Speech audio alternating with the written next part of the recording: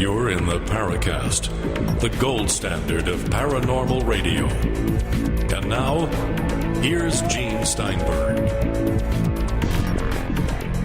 So isn't it refreshing that all our suspicions, Christopher O'Brien, are confirmed?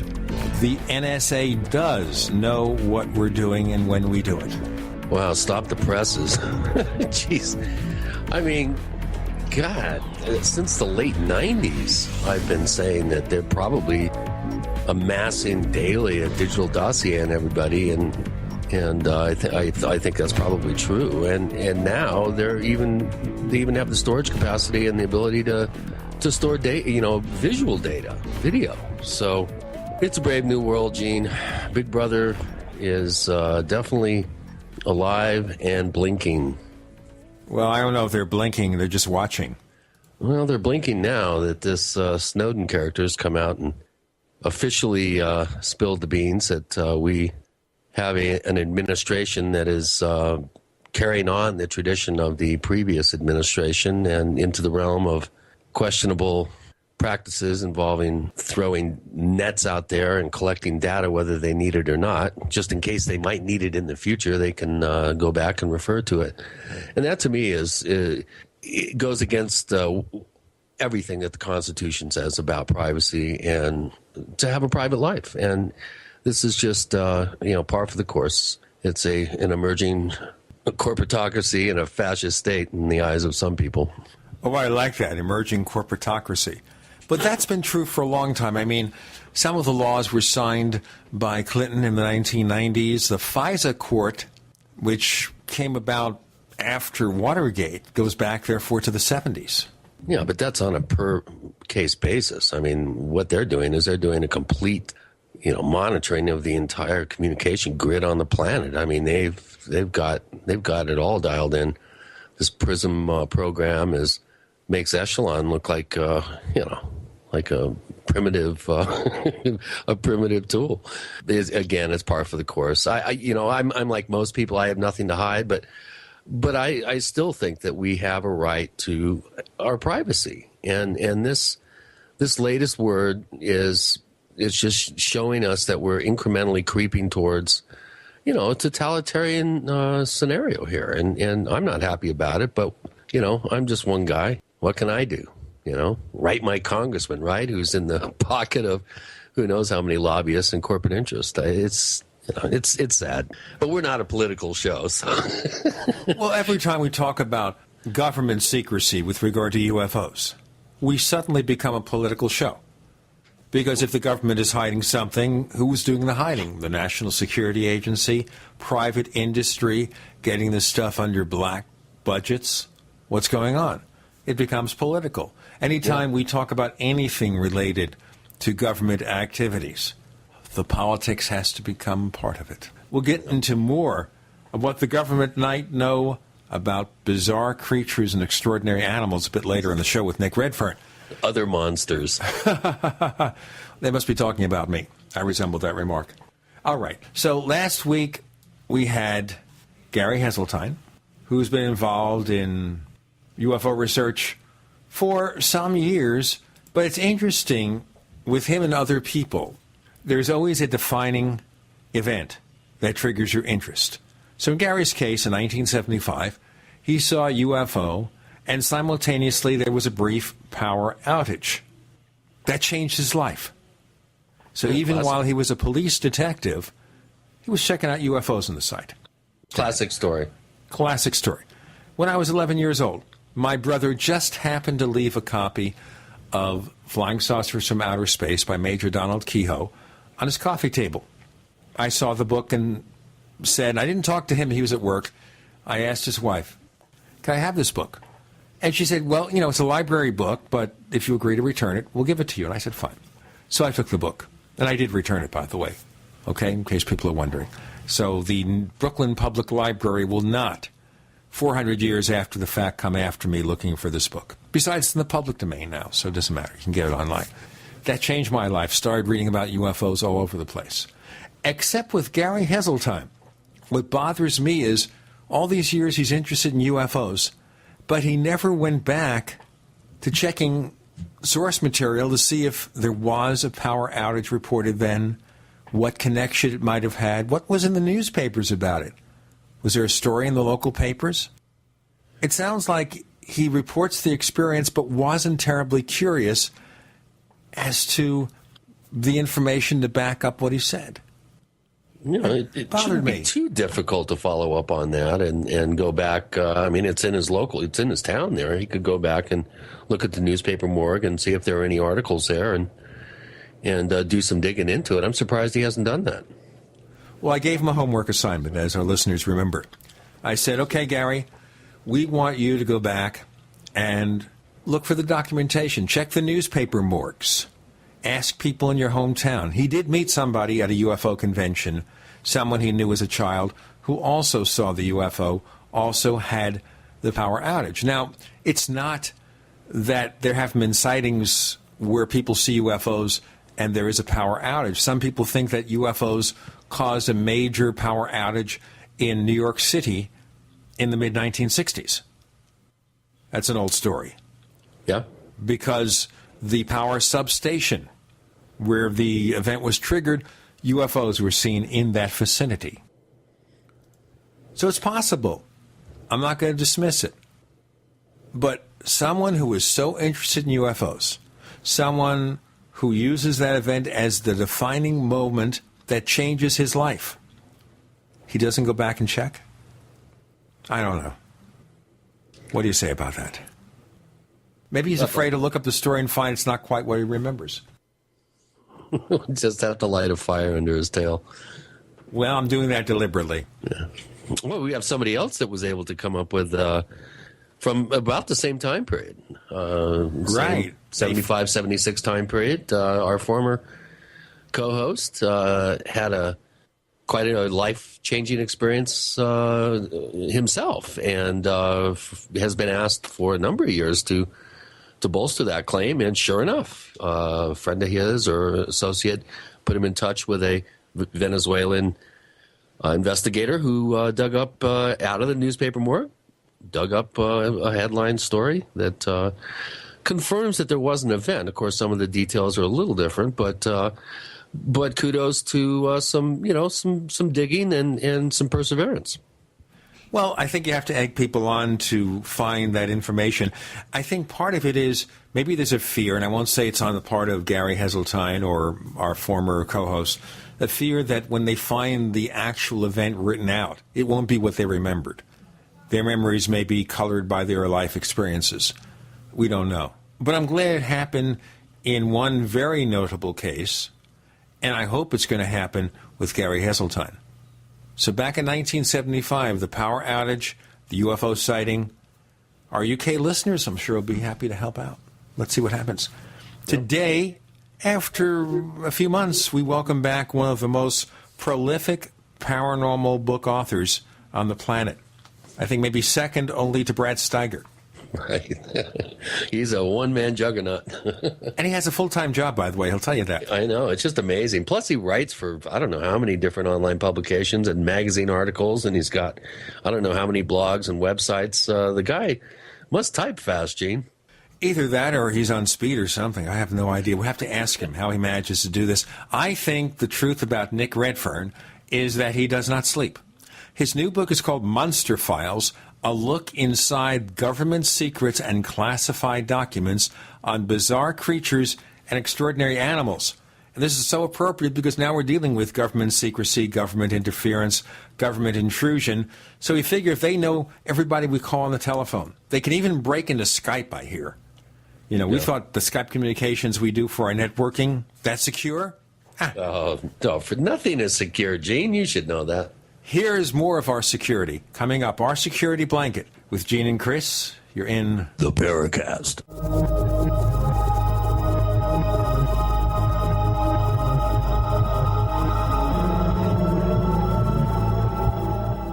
Attack of the Rockoids has been well received by critics and readers alike. It's a thrill-a-minute story you'll never forget.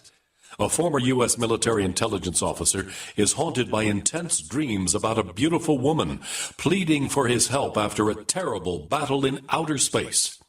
But the dreams turn out to be true and thrust him into a telepathic love affair with a woman whose faraway planet is intent on destroying the Earth.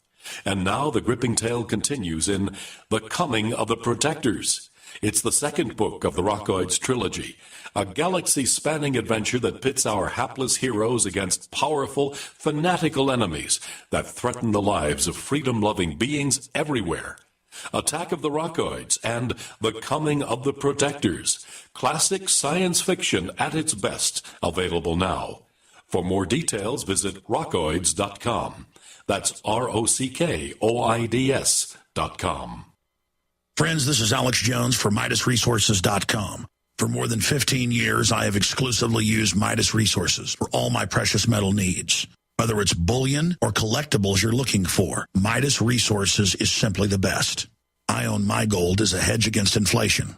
This Federal Reserve fiat currency could go the way of the Deutschmark and the Weimar Republic anytime. In these historically dangerous times, it makes sense to physically hold gold and silver. Midas already has some of the best deals in the industry. But if you give them a call and mention the radio special, they will give you a list of the day's super specials. Midas brokers are standing by to answer all your questions at 800-686-2237. They also have a lot of informative free literature explaining the opportunities and risk of holding precious metals. They are ready to answer your questions at 800-686-2237. Again, that's 800-686-2237. Time and time again. You need to come here and help us. We need assistance, please. Those we should be able to depend on let us down. Federal and state and local officials saying help is on the way. Well, the folks here in Bell Harbor say, show me. Don't depend on the government to save you. Take action now so that you're prepared for the next disaster with MyPatriotSupply.com. Get the best prices on storable food, non-GMO seeds, water filtration devices, home canning equipment, survival and self-reliance books, and more at MyPatriotSupply.com. Call 866-229-0927. We are hurting down here, and we need help immediately. Before it's time to survive, it's time to prepare. MyPatriotSupply.com. MyPatriotSupply.com. Weakened by GMOs, stressed out about money, and blasted by the electric environment. Hi, I'm Pastor Jenny, and that was the state I was in back in 2010. Then I learned about RNA drops. I learned that 97% of my DNA that scientists have called junk is actually packed with millions of gene switches that play a critical role in controlling how my cells, organs, and other tissues behave. I learned I don't have to put up with disease, decay, or decline like I'd been conditioned to believe. I began taking RNA drops, a 100% natural formula designed to turn on those switches and provide me with amazing health and joy. Learn more about RNA drops and order a free sample today. Visit rnafreesample.com. That's rnafreesample.com or call toll-free 888-577-3703. Pay only shipping and handling for a free 30-day supply of RNA drops. Get the information you need and the health you want at rnafreesample.com. We'd like to hear from you. If you have a comment or question about the Paracast, send it to news@theparacast.com. That's news@theparacast.com. And don't forget to visit our famous Paracast community forums at forum.theparacast.com. With Gene and Chris this week, we have our friend and a guest co-host for the Paracast and the most prolific author of recent memory, especially about paranormal subjects. It's Nick Redfern. And he's written 2 books in recent months about monsters. One is called Monster Diary, On the Road in Search of Strange and Sinister Creatures. And this one, just out recently, called Monster Files, a look inside government secrets and classified documents on bizarre creatures and extraordinary animals. Now, Nick, welcome back to the Paracast. Do you consider these books companion volumes or what? I never really gave that a thought, actually. I mean, they're sort of totally different because a lot of I've written about 8 or 9 books on cryptozoology altogether, and most of them are written in the way I do the investigations, which is sort of on the road. So when I'm doing an investigation, just let's say hypothetically it's Bigfoot, I take a lot of notes, and if I'm staying in some motel after every night, I sort of write a bunch of notes of what happened during the day. Then that allows me to sort of write the relevant chapter further down the line. So most of the books I do on cryptozoology are written in like a diary on the road format. But this one's different because it deals with government files. It's a bit difficult to sort of talk about how you sat in a government archive, for day after day. So I've sort of presented this in the way I've written other books, where I talk about, just the facts, so to speak. Now, in a case like this, when you talk about government secrets and classified documents, was this done through the Freedom of Information Act? You didn't have some guy who lives in Hong Kong get the information for you. No. Everything in the book, where it's a reference to an official document, it's all material that's surfaced through the Freedom of Information Act, which I use quite a lot, to either obtain documents or to find documents a lot of people don't realise are actually already in the public domain. I mean, that's one of the interesting things. You can go along to the National Archives in Maryland and find, there's millions of documents on all sorts of obscure subjects just waiting to be inspected, and in some cases they've been declassified for decades, but nobody's really bothered looking at them. And so for that reason, it isn't always a case of just relying on newly surfaced stuff through the Freedom of Information Act. Also taking a look at stuff that has just been sitting on like the definitive dusty shelf for 20 years or whatever. I'm interested in the musty shelves. Would you explain what you mean by that? Just people have a record of something somewhere, or a journal or a diary, and they never looked at it? Well, yeah, I'm talking about government documents. I'll give you a classic example. In the Monster Files book, I think it's the second chapter in the book, it deals with British Royal Navy and Admiralty files on sea serpents that go back to the 1830s and through to about 1890. And this is like a huge packed dossier of not just like newspaper clippings or report, although they are in there as well, or just reports, from inexperienced sailors. The vast majority of them are from captains and crews of military Royal Navy ships from like 150, 160 years ago. And somebody was actively collecting all this material for reasons we don't know. It kind of makes them sound like some 19th century Fox Mulder or something like that. But what's interesting is that these files were actually declassified like 25 years ago, but nobody had sort of bothered to do research, to see if there was anything on sea serpents. And over the years, I'd heard rumours about sea serpent files, held by the military, etc. So I just went looking at the archives and found them. And, it wasn't a case of the government saying, oh, well, we're not sure if you can have them. That they'd been declassified years before, but nobody had ever took the time to see if the government had a sea serpent file, It's just a matter of having all that documentation sitting there and no one pays attention. Because it's kind of screwy? No, it's because nobody bothers. I think most people just don't bother looking for it because they're there looking for other things. It's like if I go to the National Archives in Maryland and look for UFO material, I'm not going to pull some file at random looking for something on, I don't know, the Cuban Missile Crisis, if you like, because I'm not interested in that. So why would I go looking for it? And, sometimes files have names that aren't necessarily relevant to everything that's in there. I mean, I can remember going to the National Archives it was one occasion, I think it was 2001, and it was just a file of the American Research and Development Board from the late 1940s. As I dug through it, I actually found a lot of correspondence that was actually nothing to do with the Research and Development Board. It was all farming files on foot and mouth disease. So, something had clearly, I think, been misfiled, or even if it was a part of their work, who would have thought that the Research and Development Board would be interested in foot and mouth disease? But, if you researched that area, it would be, but you wouldn't know, and it was even in there unless you stumbled upon it by looking through a totally or seemingly unconnected file.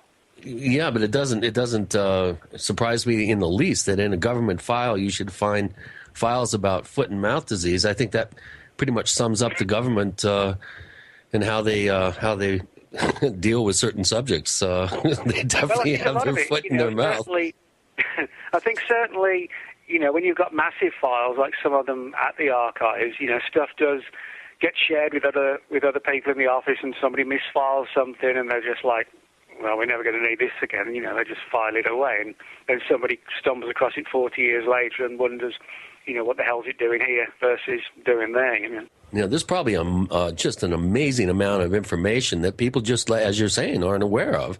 And if we even knew the half of it, we'd be probably pretty shocked at how much documentation is already there available for people. You just have to know the right search words and search terms, and boy, who knows what you'll be able to dig up. And Nick, you're a perfect example of someone that's willing to do the work. Well, I'll give you a classic example. The FBI's got this website called The Vault, which is like a really good resource tool where you can download literally hundreds of thousands of pages of formally classified FBI documents on everything from Marilyn Monroe to 1930s eras gangsters like Bonnie and Clyde, famous cattle mutilations. Cattle mutilations. But a lot of people think because the Vault website was only created like 2 years ago, they think or assume that that's when the files were released. Those cattle mutilation files, which are now online at the Vault, they were released. I got copies of those in '89, and I shared them with Tim Good, who used them in his 1991 book, Alien Liaison.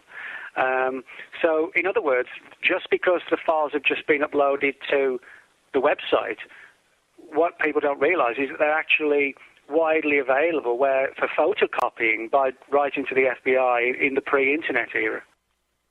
Outstanding. It's amazing, though. Well, I don't know if it's outstanding. It's just one of these bureaucratic things a lot of people don't realize, in terms of how files surface, when they surface, and, it's not, they don't always just surface when they become publicly visible. They could be sitting there for years. These undiscovered treasures, just sitting there and people don't look at them. That's the best way I would describe a lot of the files I use in the book, was sort of more like undiscovered raw material rather than, sort of filing new requests today. It was more just going on like a detective mission to see what had been released but that we didn't know had been released. We know. We have Nick Redfern joining us with Gene and Chris. The book is called Monster Files. So much more to come with Gene and Chris. You're in the Paracast.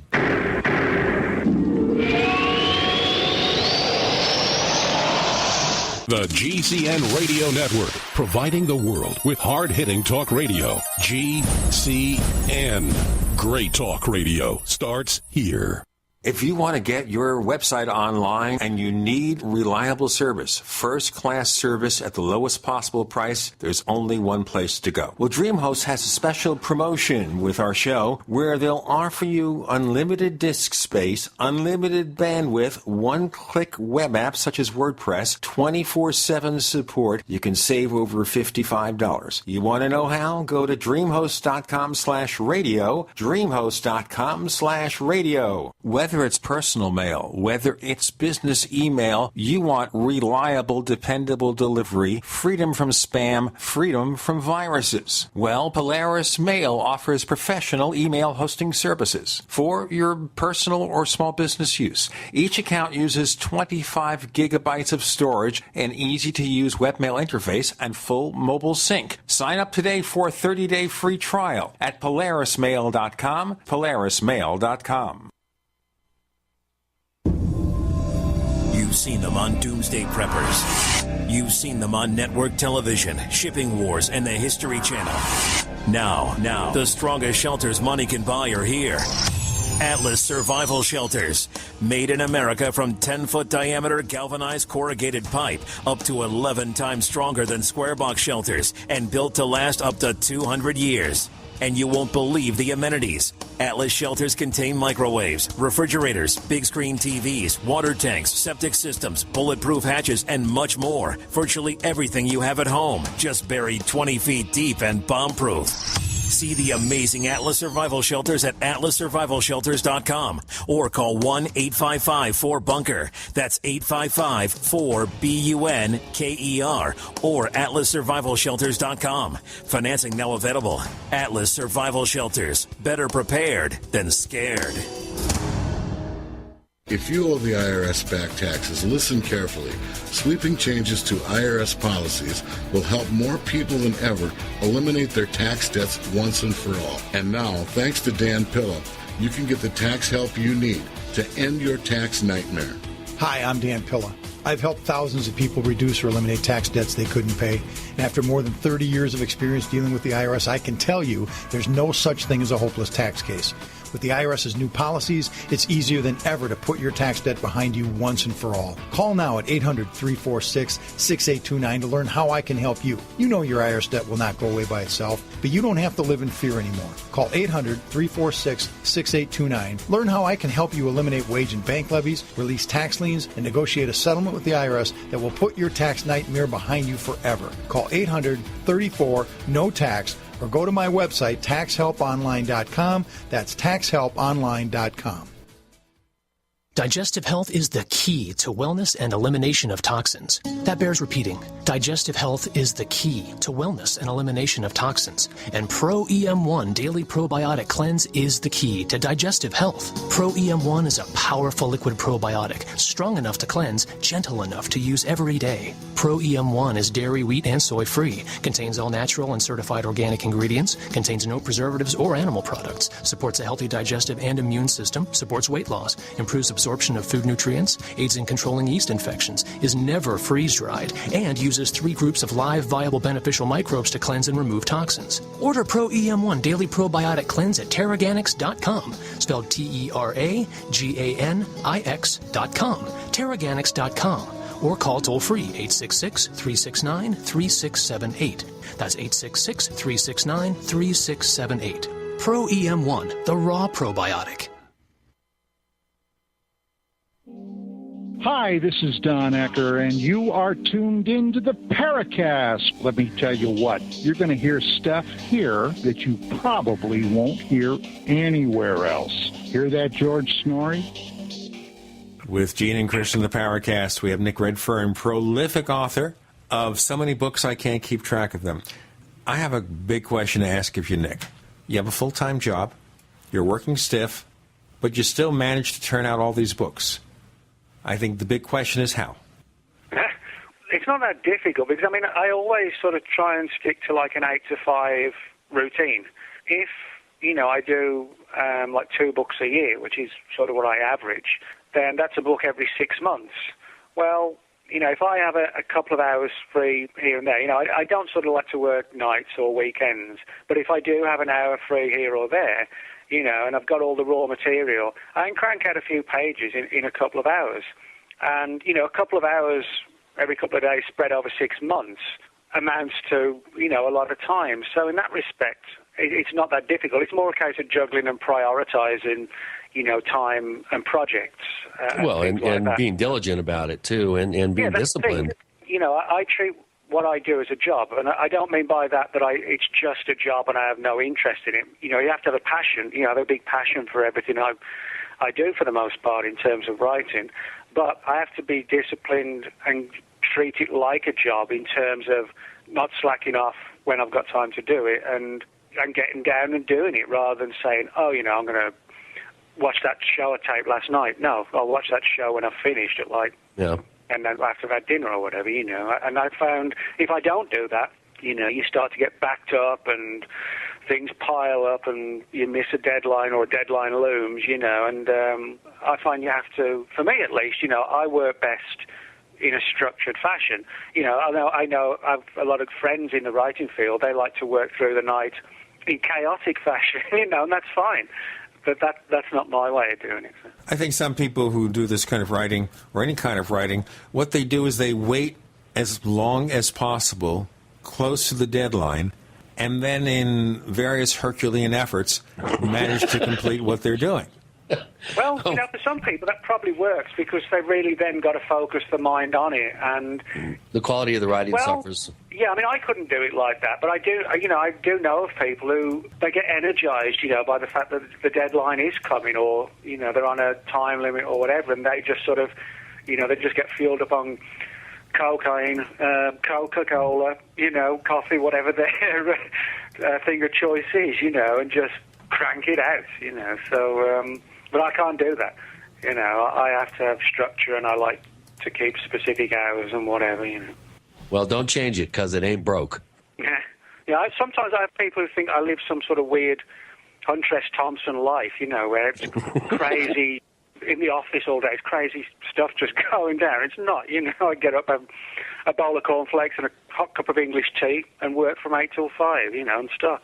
And then I do exactly the next day, you know. That's it. No sort of sitting around with vodka bottles at 12 o'clock in the day.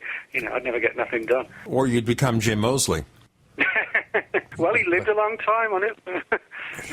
He held out quite a bit. You worked on that for 50 years. I guess it didn't do him any harm. Yeah, he worked for 50 years on being Jim Moseley.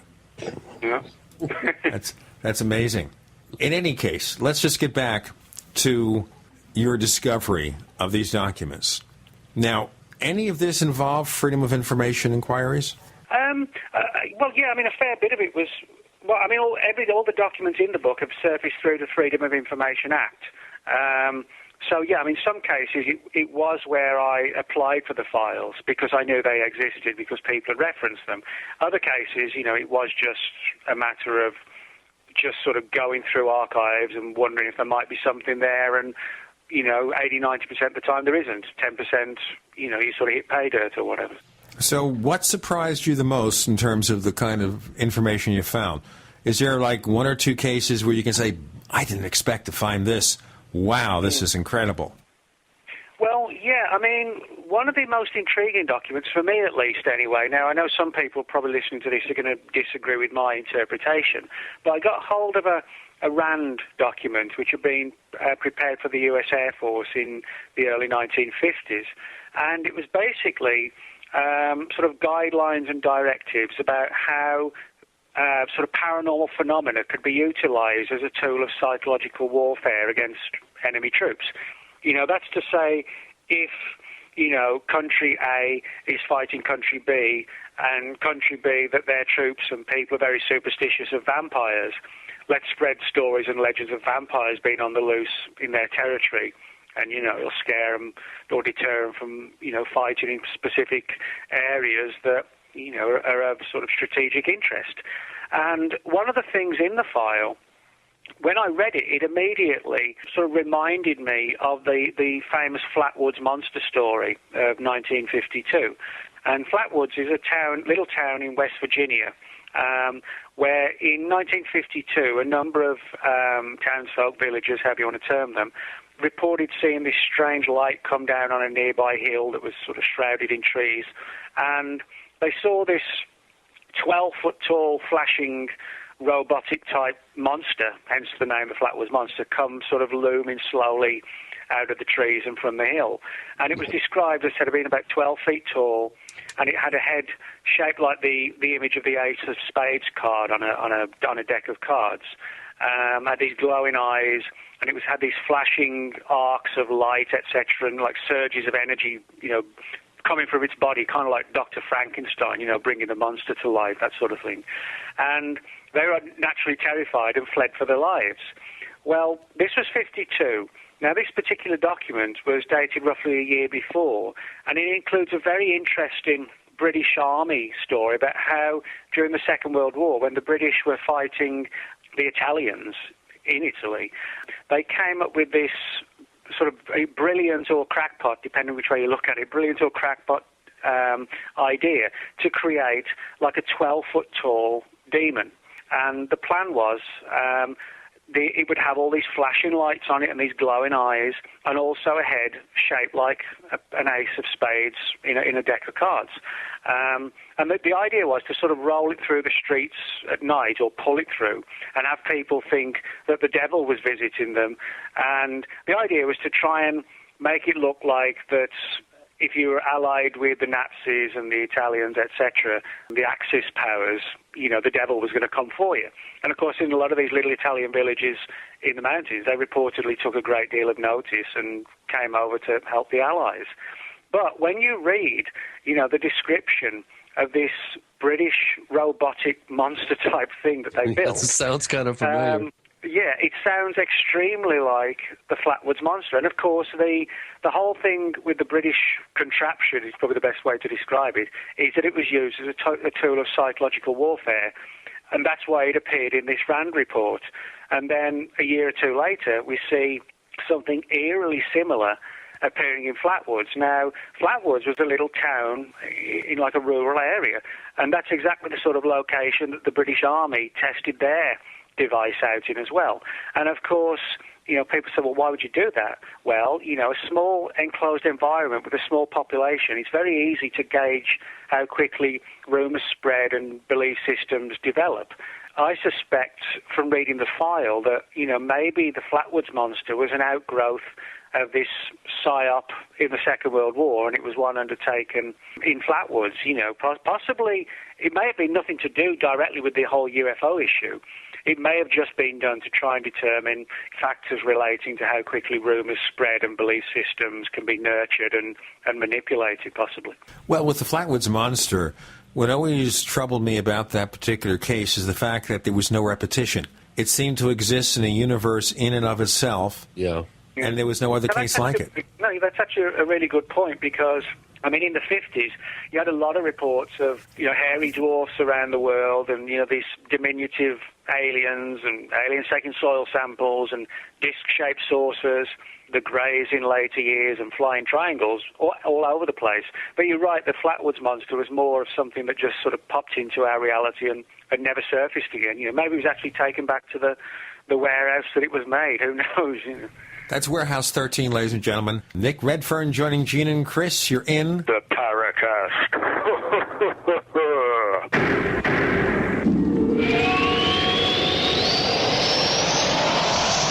America's #1 source for independent talk radio for over a decade. We are the GCN Radio Network. Is there a secret UFO agenda? Do strange creatures from the darkest corners of the mind roam the earth? Is there evidence for mind control, time travel, or devious government conspiracies? Find out the inside scoop on the latest conspiracies, paranormal activity, and Fortean phenomena when you subscribe to Tim Beckley's Conspiracy Journal.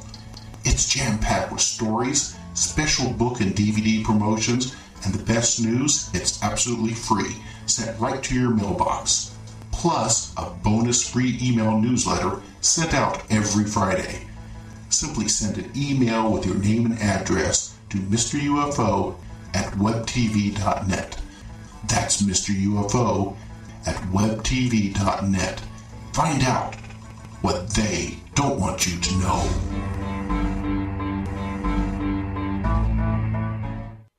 Got a simple question for you.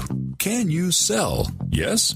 Okay. Can you sell the intangible? If yes, and you'd like to work 9 to 5, Monday through Friday, with no overtime, no weekends, if you're passionate about not closing sales, but about opening relationships, if you truly have a desire to serve global clients who need your advertising expertise, and you're local to the Twin Cities and Burnsville, are hardworking, self-driven, with experience in sales, marketing, or advertising, are personable and a whiz on the phone, GCN wants to talk with you right now.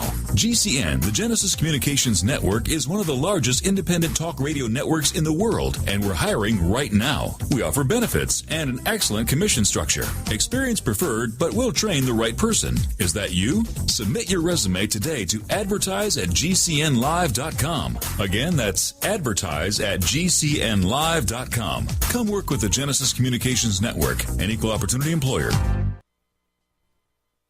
It's hard to imagine when things are going reasonably well, just how quickly things can change. But what would it take? Economic collapse? Massive crop failure? Chemical or biological attack? So many situations could find you in the grocery looking to pick up food for your family, only to find that the shelves are empty. There's nothing. Don't let that happen. Act today to make sure that if it ever comes to that, you and your family will be provided for. Visit freezedryguy.com to look at the wide variety of survival foods available. Freeze-dried foods from the Freeze Dry Guy store longer, rehydrate faster, are nutritionally superior to, and taste better than any other long-term storage food available. Visit freezedryguy.com or call toll-free 866-404-3663. freezedryguy.com. When you need it the most, will your generator, power equipment, or vehicle be ready? Gas and diesel fuels go bad quickly when stored, and more than half of generator failures during disasters occur as a result of expired fuel. PRI fuel stabilizers keep your fuel fresh for when you need it most. Nuclear power stations, emergency service providers, and ships at sea rely on PRI fuel stabilizers. And you can too. Call 888-776-9373 or visit PRIproducts.com to find the dealer nearest you. We the people grow cotton, weave fabric, engrave ink, embed strips and fibers to protect from counterfeit and carting to a private bank, having it lent back at interest, forcing taxes to service debt. This capitalism, or was Jefferson correct when stating a central bank issuing the public currency is a greater menace to the liberties of the people than a standing army? Hi, Ted Anderson. I'm placing a silver dollar in a book explains our monetary system. Call for your copy, 800-686-2237. It's time to understand the system. Call 800-686-2237. That's 800-686-2237.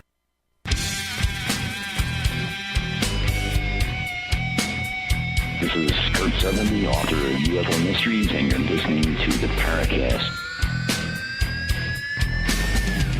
In our previous segment, ladies and gentlemen, Nick Redfern revealed to the listeners of the Paracast his infamous Flatwoods Monster voice. But just specifically about the Flatwoods Monster, other than the possibility it was some kind of test, what else?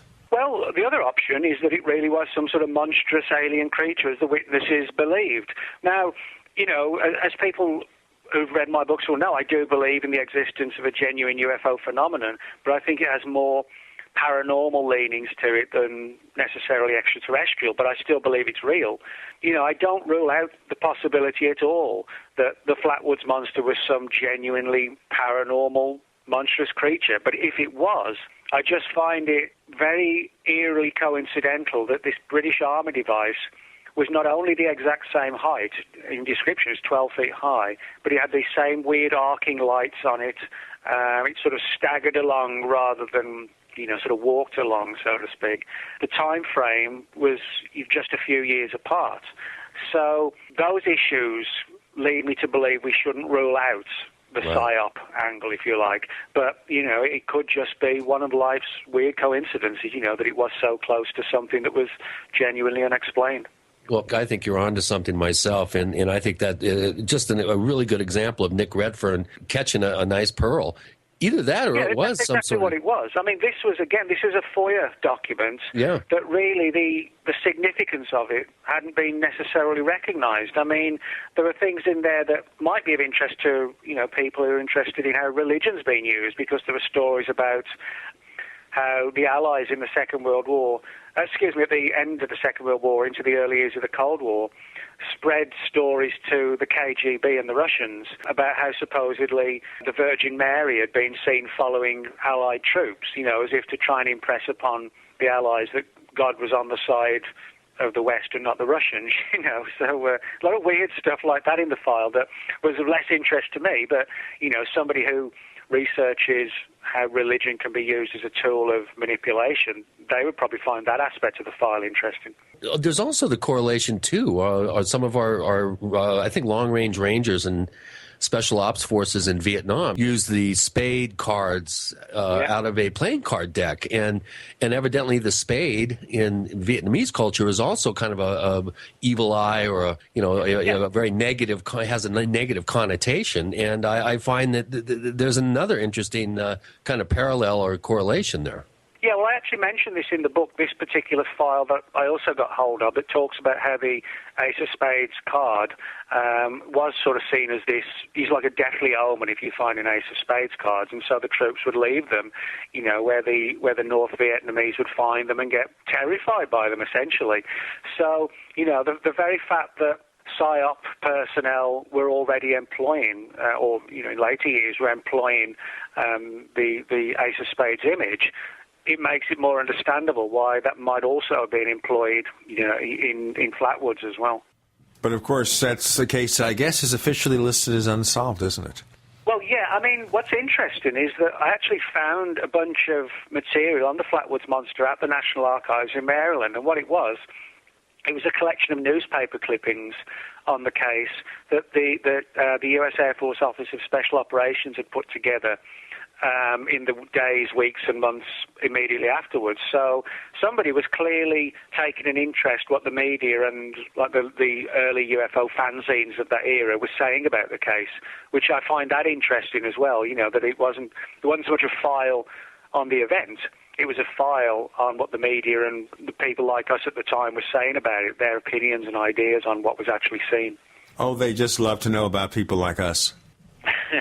Well, it's funny you should say that because, with all this stuff that's going on now with the NSA and things like that, people often forget that one of the easiest ways to monitor a community like the UFO community is just to go along to conferences and read books, because invariably, and even I put my hands up to this, when I uncover stuff, I write about it, so the easiest way to monitor what's going on in the community and the latest revelations is just to read everybody's blogs. You don't have to do it underhanded. You just click on, Nick Redfern's blogs and, hey, I've just come back from the National Archives and found this, Sometimes, the easiest way of watching someone is actually one of the most profitable. It's interesting how so much of what we do is really online. Well, yeah, I mean, that's the thing, people say, have the Men in Black ever visited you? I say, well, no, because everything I uncover, for the most part, I publish. They've only got to wait 6 months. They're going to see it in a book anyway, Well, that leads us to a question by Talking Meat Suit, who's one of our recent additions at forum.theparacast.com, and he's asking, have you ever caught any flack, Nick, from the powers that be, quote unquote, for writing any of your books? And I guess you're saying no. Well, no, but the main reason is because I use stuff that's legally been released through the Freedom of Information Act. I mean, I castigated in a couple of my books people like Gary McKinnon. They're idiots.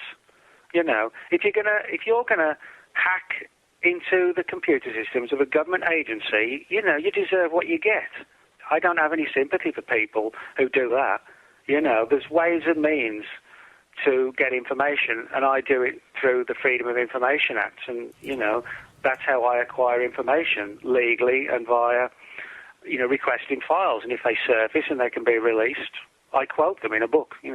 Well, this dude who has come forth to admit that he disclosed to the press this information about the NSA scooping up metadata about telephone calls.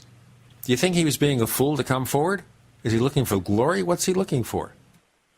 Well, I have no idea, and I think we'll learn more as this all goes on. I mean, what I would say, is that I'm not sure to what extent, blanket watching everybody actually achieves anything, or the entire audience or customers of Verizon. I'm not sure how that can actually achieve anything.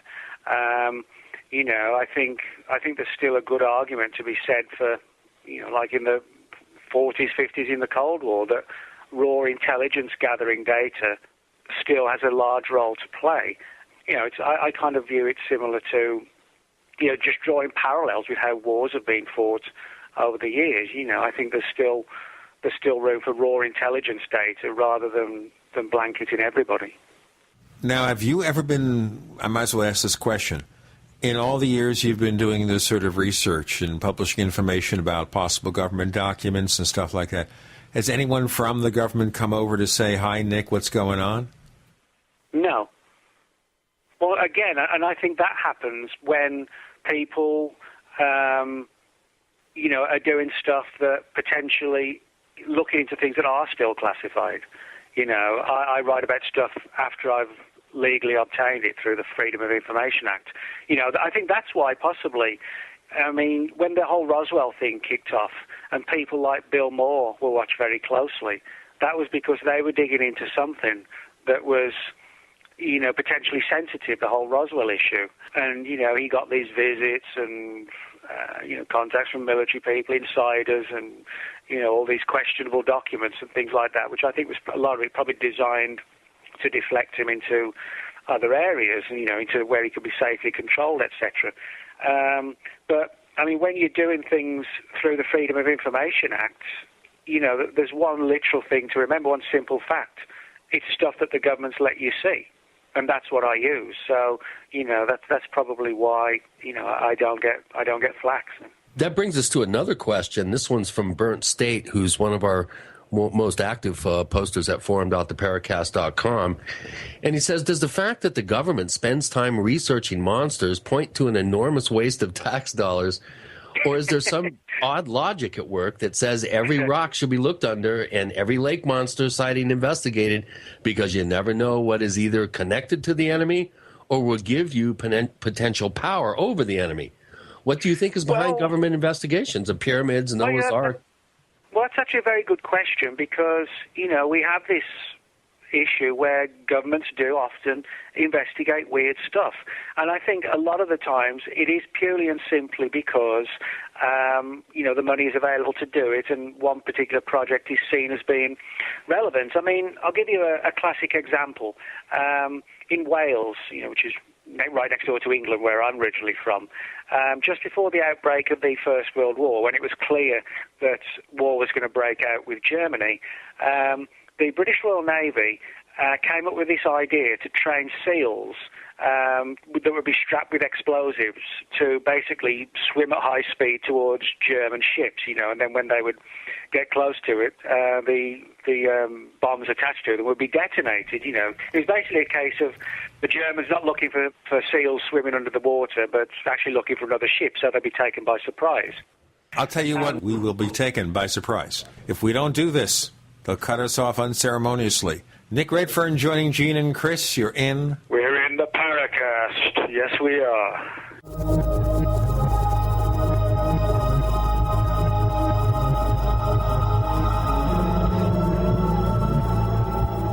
Are you tired of searching for great talk radio? Something more important. Search no more. We are the GCN Radio Network.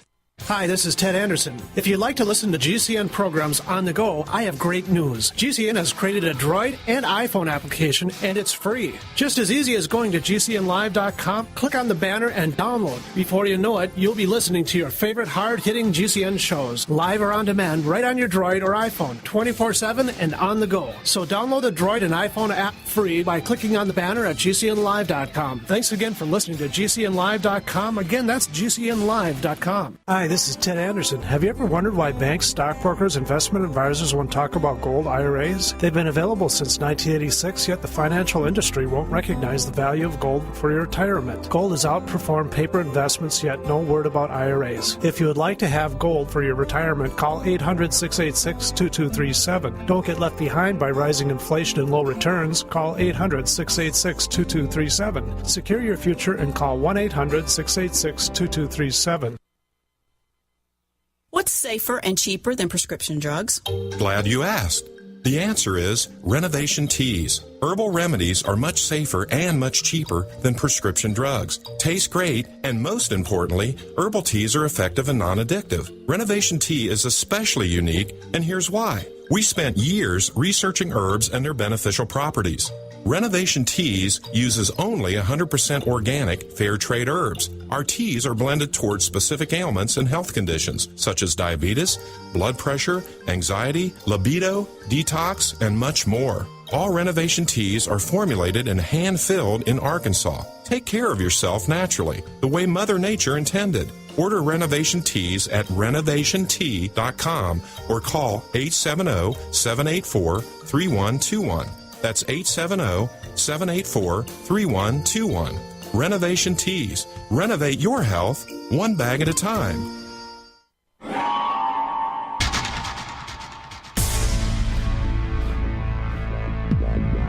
Welcome back to the Paracast, the gold standard of paranormal radio.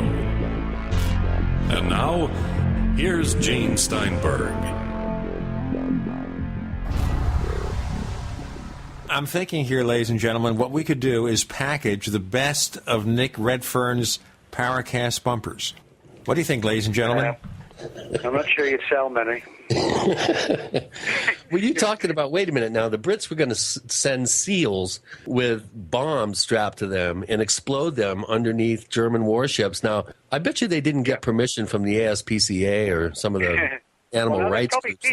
What they did, they actually, because they didn't want the Germans to find out, they undertook test experiments and tried to train the SEALs in a North Wales lake called Lake Bala. And this was 1912, 1913, and the war broke out in 1914. So they had all these trained SEALs and, military people who sort of befriended them, and tried to teach them, where they'd have these just wooden planks or logs attached to them, in place just as dummies instead of the bombs. And they would try to get them to target just little rowing boats out in the lake. But word got out that something weird was going on in the lake, as you can imagine it would. The locals were wondering what was going on, seeing all these soldiers turn up, releasing seals into the lake and then sort of skulking around after darkness or whatever. And so when the project actually collapsed because the seals just couldn't be trained well enough. But when the project collapsed, to protect the secrecy around this project, when the military left, they started spreading rumours that there were lake monsters in Lake Bala. What there actually were these full-size seals swimming around that they'd let loose and couldn't recapture. So, in other words, sometimes government files on monsters are open to do background research to allow them then to create these cover stories. You can only create a cover story about lake monsters if you understand some background on lake monsters. So collecting data on the Loch Ness Monster and what it allegedly looks like, how it swims, etc., then allows you to create this cover story which seems plausible. So it's not often that, very often that they're investigating monsters as such. They're looking as a way and a means to use the data, if you like, in some sort of obscure operation like this one. Now, in your particular research, did you get any information on how the government is regarding all these cases? Well, I think we always need to remember that people think of the government as some unified entity. One of the things I found, I think I found this more often in this book than in any other book I've written, is that many of the cases and the things under investigation were undertaken by little groups and projects within agencies. It wasn't like there's a government project to investigate monsters, or an agency that does it. There's nothing like that at all.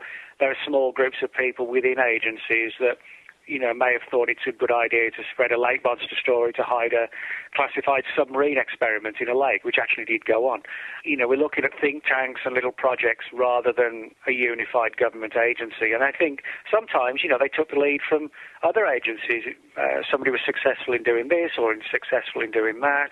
And so they thought, well, we'll do that and see if we can sort of spook the enemy by spreading stories of monsters on the loose or whatever. That's the important thing, in relation to what the person who asked the question talked about, is a lot of the files on monsters aren't necessarily investigations. They're how the monster myths can be exploited. Doesn't that apply to UFOs to some degree, too? Maybe to release some information to spook people into thinking more is going on than meets the eye, or maybe spook foreign powers that we have secret weapons that we don't have?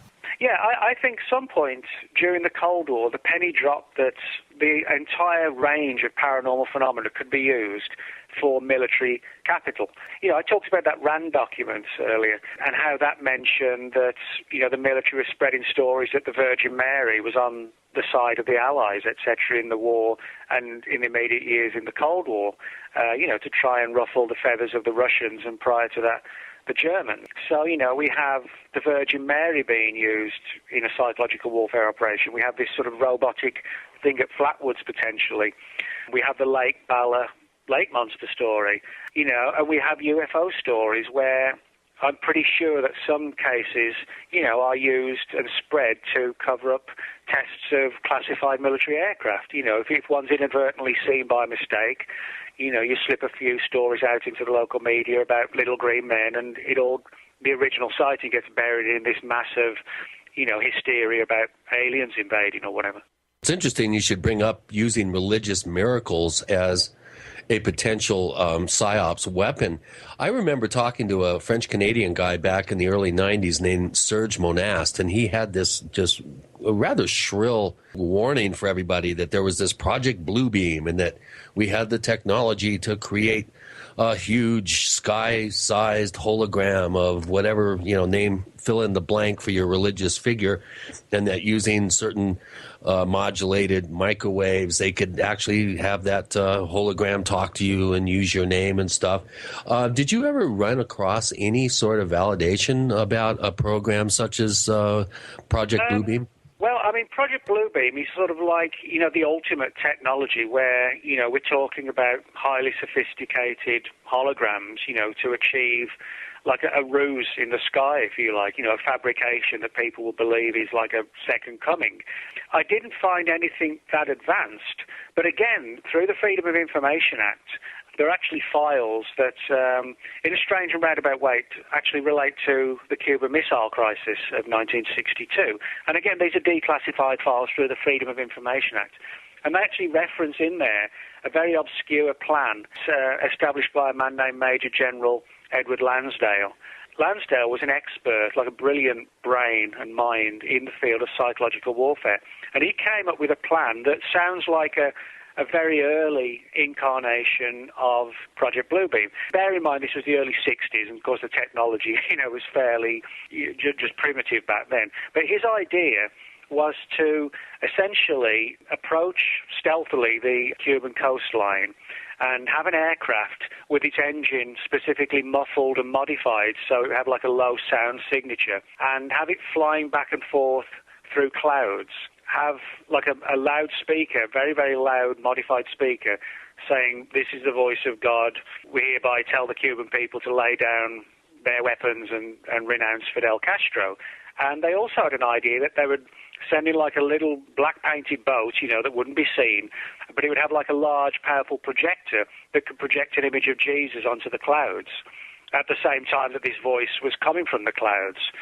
Now, of course, it would have to be, the weather would have to be right, the clouds would have to be there, you'd have to try and ensure that nothing went wrong, that the loudspeaker worked, etc., etc.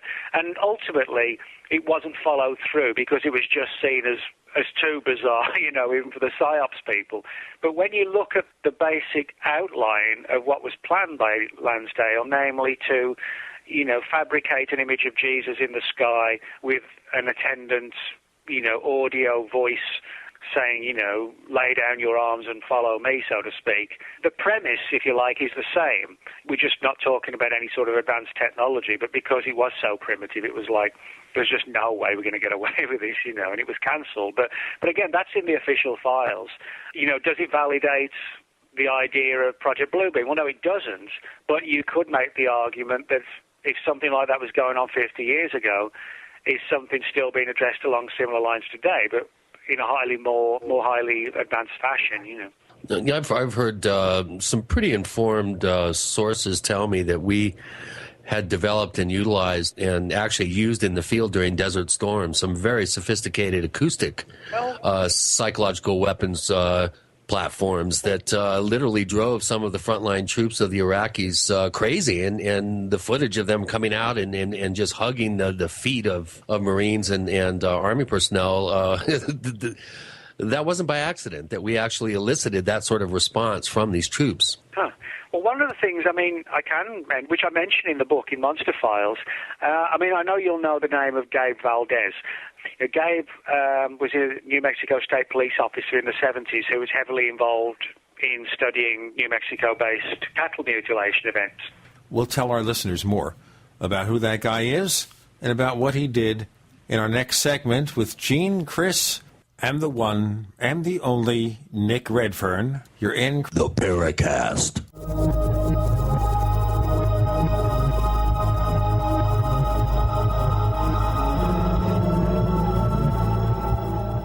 Attack of the Rockoids has been well received by critics and readers alike. It's a thrill-a-minute story you'll never forget. A former U.S. military intelligence officer is haunted by intense dreams about a beautiful woman pleading for his help after a terrible battle in outer space. But the dreams turn out to be true and thrust him into a telepathic love affair with a woman whose faraway planet is intent on destroying the Earth. And now the gripping tale continues in The Coming of the Protectors. It's the second book of the Rockoids trilogy, a galaxy-spanning adventure that pits our hapless heroes against powerful, fanatical enemies that threaten the lives of freedom-loving beings everywhere. Attack of the Rockoids and The Coming of the Protectors. Classic science fiction at its best, available now. For more details, visit rockoids.com. That's ROCKOIDS.com. Hi, this is Gary Cooper with Midas Resources Gold and Silver. Don't be surprised when the global elite confiscates money from your bank account one day. They have already very clearly telling you that they're going to do it. With what just happened in Cyprus serving as a blueprint for future bank bailouts, if you are concerned about keeping your money, why not consider storing your wealth in gold and silver? Call me, Gary Cooper, at 1-800-686-2237, extension 130. Together we'll discuss your options of buying gold and silver. Again, the global elite have plans for your money, and it doesn't include you. So call me, Gary Cooper, at 1-800-686-2237, extension 130, and I will send you a booklet with 10 reasons why gold and silver could be right for you. Again, don't get caught with money in your account when the next bank bailout hits. Call me, Gary Cooper, at 1-800-686-2237, extension 130. What's safer and cheaper than prescription drugs? Glad you asked. The answer is Renovation Teas. Herbal remedies are much safer and much cheaper than prescription drugs. Taste great, and most importantly, herbal teas are effective and non-addictive. Renovation Tea is especially unique, and here's why. We spent years researching herbs and their beneficial properties. Renovation Teas uses only 100% organic, fair trade herbs. Our teas are blended towards specific ailments and health conditions, such as diabetes, blood pressure, anxiety, libido, detox, and much more. All Renovation Teas are formulated and hand-filled in Arkansas. Take care of yourself naturally, the way Mother Nature intended. Order Renovation Teas at renovationtea.com or call 870-784-3121. That's 870-784-3121. Renovation Teas. Renovate your health one bag at a time. Are you still a traditional smoker? Now experience a new lifestyle and try vaping with e-cigarettes by LeSig. Imagine no ashes, stains, nasty smell, or coughing and hacking. With LeSig e-cigarettes' revolutionary microelectronic technology, rechargeable battery, and unique replaceable cartridge, you'll get all the benefits and satisfaction of smoking without the hazards. Choose your taste from a wide variety of our new American-made vape-free e-liquids at LeSig.com. And LeSig smokes the competition by serving thousands of worldwide customers with real people customer service, fast, free, same-day shipping, and a 30-day warranty and satisfaction guarantee. So are you ready for a new vaping lifestyle? Then call 870-518-4307. That's 870-518-4307. Or visit LeSig.com, spelled LECIG.com. LeSig e-cigarettes for today's modern smoker. We'd like to hear from you. If you have a comment or question about the Paracast, send it to news@theparacast.com. That's news@theparacast.com. And don't forget to visit our famous Paracast community forums at forum.theparacast.com. Yes, we'll have both Chris and Nick do the recording, the best of the Paracast bumpers. Nick, you started a response. We had to do that break, but now you can pick up on it. Yeah, I was just talking about Gabe Valdez, a New Mexico State police officer who was heavily involved in investigating cattle mutilations in New Mexico in the mid to late 1970s. And I met with Gabe in late 2009. Me and Greg Bishop were driving up to a conference up in Angel Fire, New Mexico, and Greg was good friends with Gabe, who died a year or two ago. And so Greg phoned me up and said, hey, you want to meet for lunch? We're stopping off somewhere on the way through. So we met with Gabe in Albuquerque and had lunch with him. And he told a really interesting story about how he'd been told by military personnel that the military, for some bizarre reasons, have been using holographic technology to create imagery of Bigfoot-type creatures. And the answer that Gabe got as to why this was being done was because it was supposedly to frighten superstitious people from sort of hanging around military bases. If you could project suddenly this 8-foot-tall, hairy, glowing-eyed monster, in their immediate vicinity and have them sort of haul ass out of there. That was the idea. And I sort of found this fascinating. I was having lunch, sat opposite a highly respected New Mexico State Police officer talking about the military creating holograms of Bigfoot as almost like a paranormal watchdog or guard dog, if you like.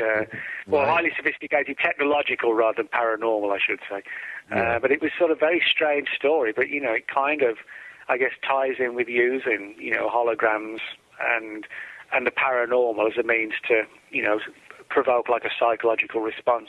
Well, the Hickory Apache who live around the Dulce area, that's the reservation, pretty much surrounds Dulce there. There are a lot of Bigfoot sightings in the area, have been for decades. So that would be a perfect psychological, potential tool to use. Since we're on the subject of Bigfoot, the more amazing things that I found fascinating in your book was, number one, some of the revelations about Tom Slick, the famous well-to-do, I think he was a Texas oil man who funded several very high-profile abominable snowman hunts back in the, 50s and 60s, if I remember correctly, and his ties to the American intelligence community. You want to address that a little bit? I found that very fascinating. I had no clue. Well, yeah, Tom Slick was a millionaire oil man, and his father, Tom Slick Sr., was, made a massive fortune. Of course, when he died, Tom and his siblings, they inherited, a vast fortune. And so Tom Slick really didn't have to work, but he was one of these people who, invested money here and there in different projects and essentially became, a multimillionaire through being a very shrewd businessman. He had a deep fascination for cryptozoology, and he traveled all over the world, investigating things. Before his death in the early 60s, he traveled around the U.S. investigating Bigfoot. But one of his main areas of interest was the abominable snowman, or the Yeti as it's called, which is reported in the Himalayas, Tibet, etc. And even reports in parts of China, in the forests of China and India. Now, in the mid to late 50s, Tom Slick went on a number of expeditions and also sponsored and organized several as well to look for the Yeti. Now, what's interesting is that this was at the very time when there was a great deal of turmoil between the people of Tibet and the people of China. It was almost on the verge of warfare breaking out. The U.S. military and the British military at the time were deeply concerned, that hostilities were going to break out. And so they needed raw intelligence data at a ground level, if you like, kind of what I was talking about earlier, about having sort of raw intelligence gathering techniques. So they wanted people in place who could collect information and report back on, what was being said in Tibet and what was being said in China and what was going down. So they needed someone who was like a definitive player, who knew people around town, who knew how to get hooked up and plugged in with the right people, etc. And so they reportedly chose Tom Slick. And although Tom Slick's Yeti hunts were legitimate, he did have a real deep passion for it and was looking for the Yeti, there are very strong indications that he was also doing a little bit of sort of sly spying on the Chinese at the same time. And if questioned, he could legitimately say, well, sorry guys, I'm just in the area looking for the Yeti. But it acted as a good cover. So in other words, he was doing legitimate monster hunting research, but he had another agenda as well. And he was actually tied in with a number of well-to-do people. He had a deep connection with one of the businesses he was involved with the Bush family, even George Bush Sr. He was also a very close friend with Howard Hughes, who was deeply plugged into the CIA. So, we've got somebody with all these deep, strong connections who was in the right area at the right time, who was like a definitive player and knew everybody everywhere. There was a plausible cover story that he was just there hunting monsters. So, again, This demonstrates how what looks like, the government investigating monsters is actually something very different, where the monster angle is sort of tangential to a greater goal, if you like. So do you feel some of the cases that maybe you unearthed this way are meant to have something that was not related to monsters? Oh, yeah. Yeah, there's no doubt about that. I mean, I talk about a number of cases in the book where, the monster angle was just a byproduct, or it was used, as I said, as a convenient cover story. And, it doesn't necessarily mean the creatures don't exist, but I think sometimes the agencies didn't really care. I don't think the CIA, that when Tom Slick was in Tibet, I honestly don't think the CIA could have cared less if the Yeti really existed. But they did deeply care about the fact that it was a legend that could be used as a cover. I would be very surprised if there are CIA files on an actual search for a Yeti. I'd be amazed. I'd be pleased, but I'd be amazed. And I think it's doubtful. But, one day maybe we'll get to see the hard evidence, as it relates to Tom Slick's involvement and how far it actually went. So how then do you separate the possible government disinformation from what appears to be genuine sightings of strange creatures? Well, I would have to be honest with you and say very carefully, because it's one of these situations where when you're dealing with files that have officially surfaced decades later, maybe 40, 50 years in some cases, most of the people are probably dead and long gone. So it's difficult to really determine anything with any solid degree. That's why the Flatwoods thing is such an enigma, because it could go either way still even now, I think, even though I personally do think the PSYOP angle is probably the correct one. But, you have to have an open mind. And, for me, I don't find it disappointing if a government agency has exploited a monster myth to hide something else. I find it fascinating. And it doesn't, for me, negate the possibility of a real creature existing. So I think, we need to be open-minded and not get caught up with wanting it to be this or wanting it to be that. That's something I've always tried to avoid, is wanting to, not to quote the X-Files, but wanting to believe in something. I just go where the data leads me, and if it leads to a real creature, that's amazing. If it leads to some bizarre project, well, in its own way, that's amazing too. Before we get too bizarre, this is the bizarre Gene Steinberg with the sometimes bizarre Chris O'Brien and the always eternally bizarre Nick Redfern. You're in.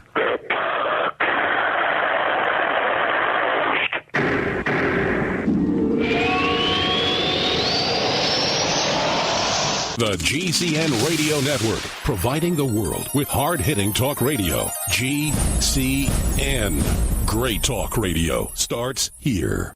Graphic Converter is the image manipulation tool for the rest of us. It does not use any database. You get full control of all your files. Want to view the images of a folder? Drag it into Graphic Converter, and a powerful browser opens up to show your image files. You could use it for slideshows. You could use it to import images from digital cameras or from scanners. Need to do some image editing? You can do that too in Graphic Converter. Also print catalogs. Convert from so many formats I can't even list them. Download now to see if Graphic Converter is good for you, like 1.5 million other users. Guess what? You could save money when you buy Graphic Converter. Use the coupon code Night Owl. Use the coupon code Night Owl to get a special price for Graphic Converter. Go to lemkesoft.com. That's LEMKE soft.com. lemkesoft.com. LEMKE soft.com.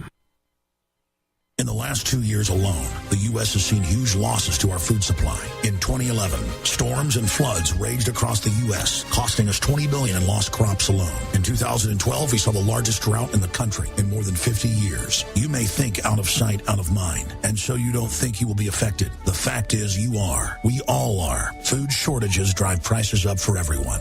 You might not be able to control Mother Nature, but you can control your food prices by freezing the cost and availability of your food supply. supply with eFoods Direct. Be prepared before you need it with nutrient-dense food you can store for up to 25 years. You can hope for the best, but hope won't feed you. Do what I've done and get your own supply of the best storable foods out there from eFoods Direct. Call 800-409-5633 or visit them on the web at efoodsdirect.com/Alex and check out their spring specials. Again, that number is 800-409-5633 or on the web at efoodsdirect.com/Alex. You can bet your life on eFoods Direct. Your home alarm works after an intruder is inside your home, but real home security begins before intruders enter. Burglaries and home invasions are at an all-time high, and crime is skyrocketing in rural and suburban areas. 85% of break-ins are through a door, and police response is often greater than 20 minutes. You can't afford to wait that long. Stop burglars with police-tested and recommended Easy Armor from Armor Concepts. Easy Armor keeps intruders out. It's barely visible and installs easily. Easy Armor reinforces a door's weak points, comes in 3 colors, and is guaranteed to stop kick-ins. Get Easy Armor now and get peace of mind. Order by calling 888-58-ARMOR. That's 888-582-7667. Or go to easyarmor.net, spelled EZARMOR.net. Special offer only available to GCN listeners. Ask about it when you call for your Easy Armor today from Armor Concepts. Ultimate door security made easy. Big business has discovered the preparedness market, and that makes it difficult to know where to go and who to trust. MyPatriotSupply.com is owned and operated by patriots just like you. Has the best prices on storable food, non-GMO seeds, water filtration devices, home canning equipment, survival and self-reliance books, and more. MyPatriotSupply.com has old-fashioned values and the absolute best customer service in the industry. Look for the deal of the day. Unique, affordable survival supplies that fit anyone's budget. Get same-day shipping on all orders and free shipping on orders over $49. Call 866-229-0927, 866-229-0927, or visit MyPatriotSupply.com for emergency preparedness, self-reliance, and food independence. Shop with a name you know and a name you can trust. Before it's time to survive, it's time to prepare. MyPatriotSupply.com.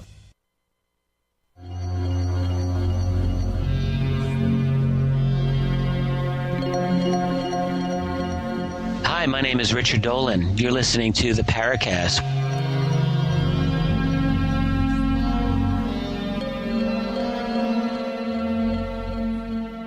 What was that? Nick's afraid to say he was possessed briefly. Yeah, that was me being possessed. I haven't got the swiveling head yet, but I might puke up some pea soup in a minute. I don't know.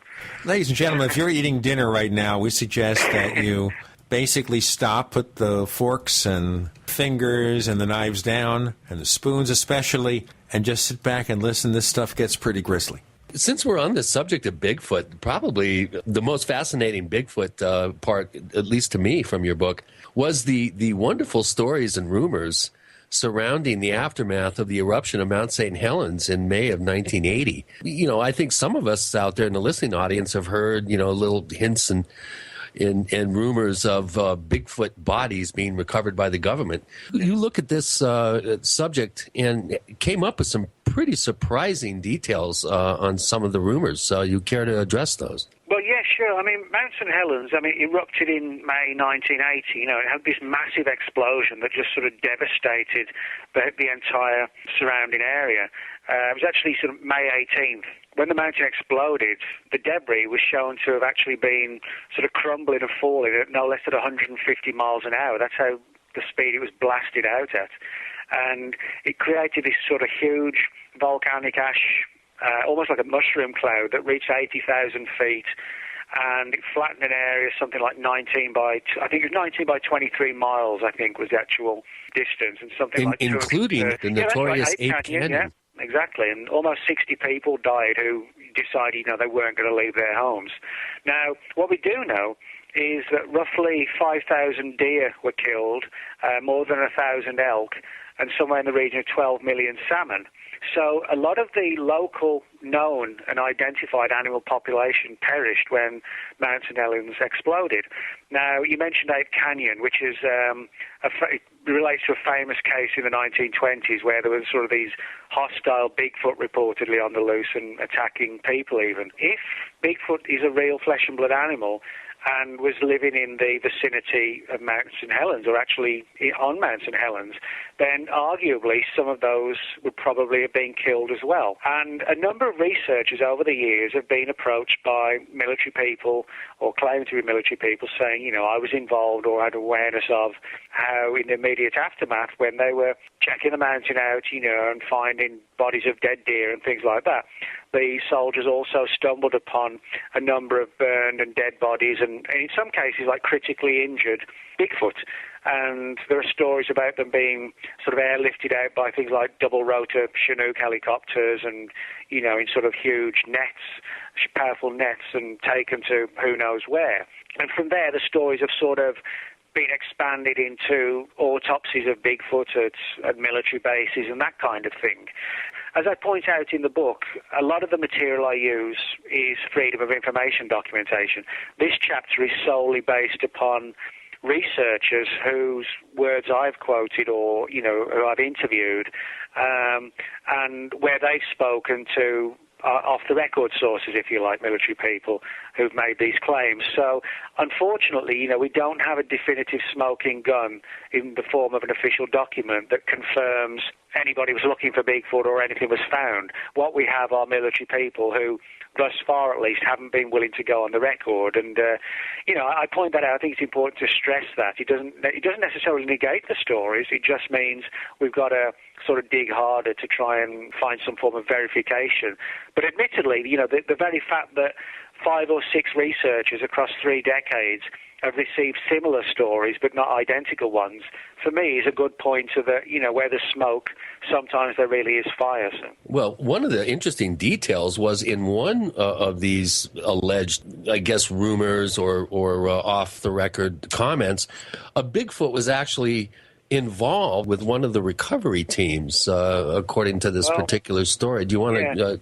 Yeah, this is really bizarre because it talks about, the Bigfoot, I guess, not being just like an unknown ape, but something that was secretly known of by the military. And the story is that, one of these creatures that survived, possibly in injured form to a degree, actually sort of helped the recovery team by identifying where these injured Bigfoot were by sort of using a distress call and getting a reply back and then following the cries to the area and leading the military personnel and the medical teams to where these injured Bigfoot were and then, ferrying them out the area. So, if that's not a hoax or a exaggeration or a psyop or whatever, it suggests that Bigfoot is more than just a flesh and blood ape, which ironically I actually believe it is. I think there are a lot of weird paranormal aspects to Bigfoot. I don't think it's just the equivalent of like an African gorilla, a mountain gorilla. I think it's something far weirder than that.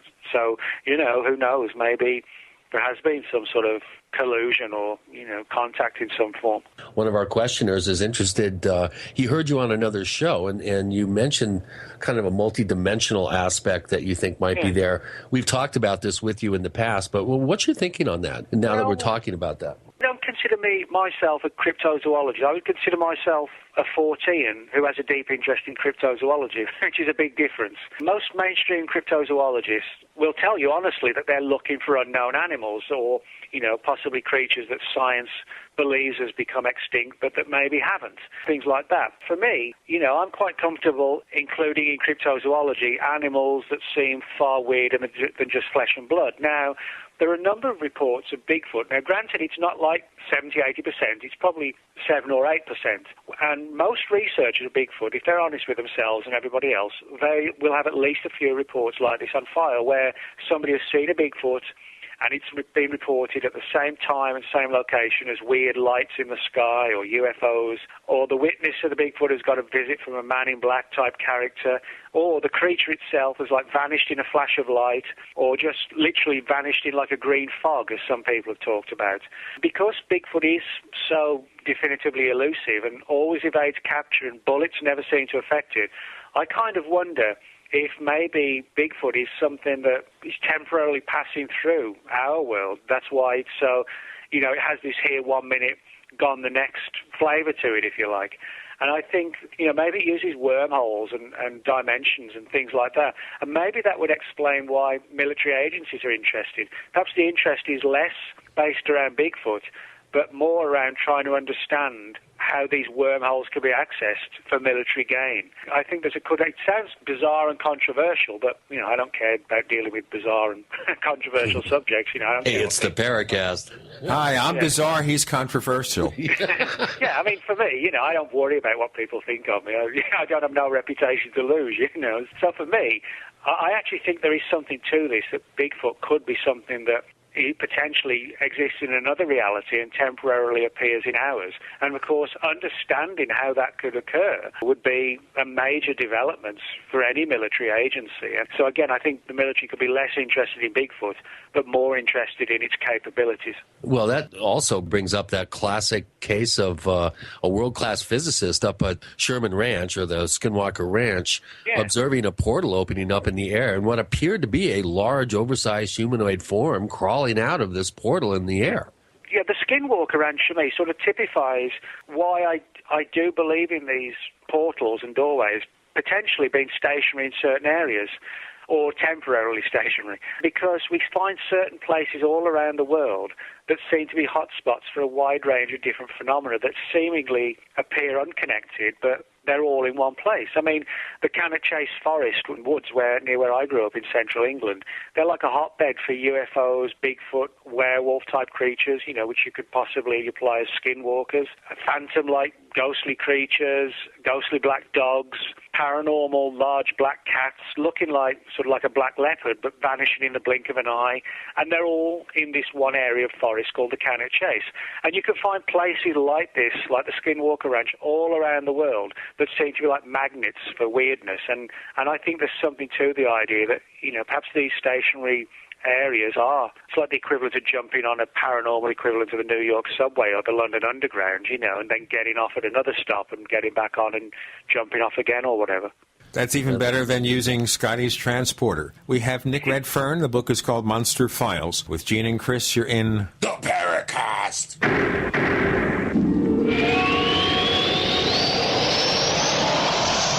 America's #1 source for independent talk radio for over a decade. We are the GCN Radio Network.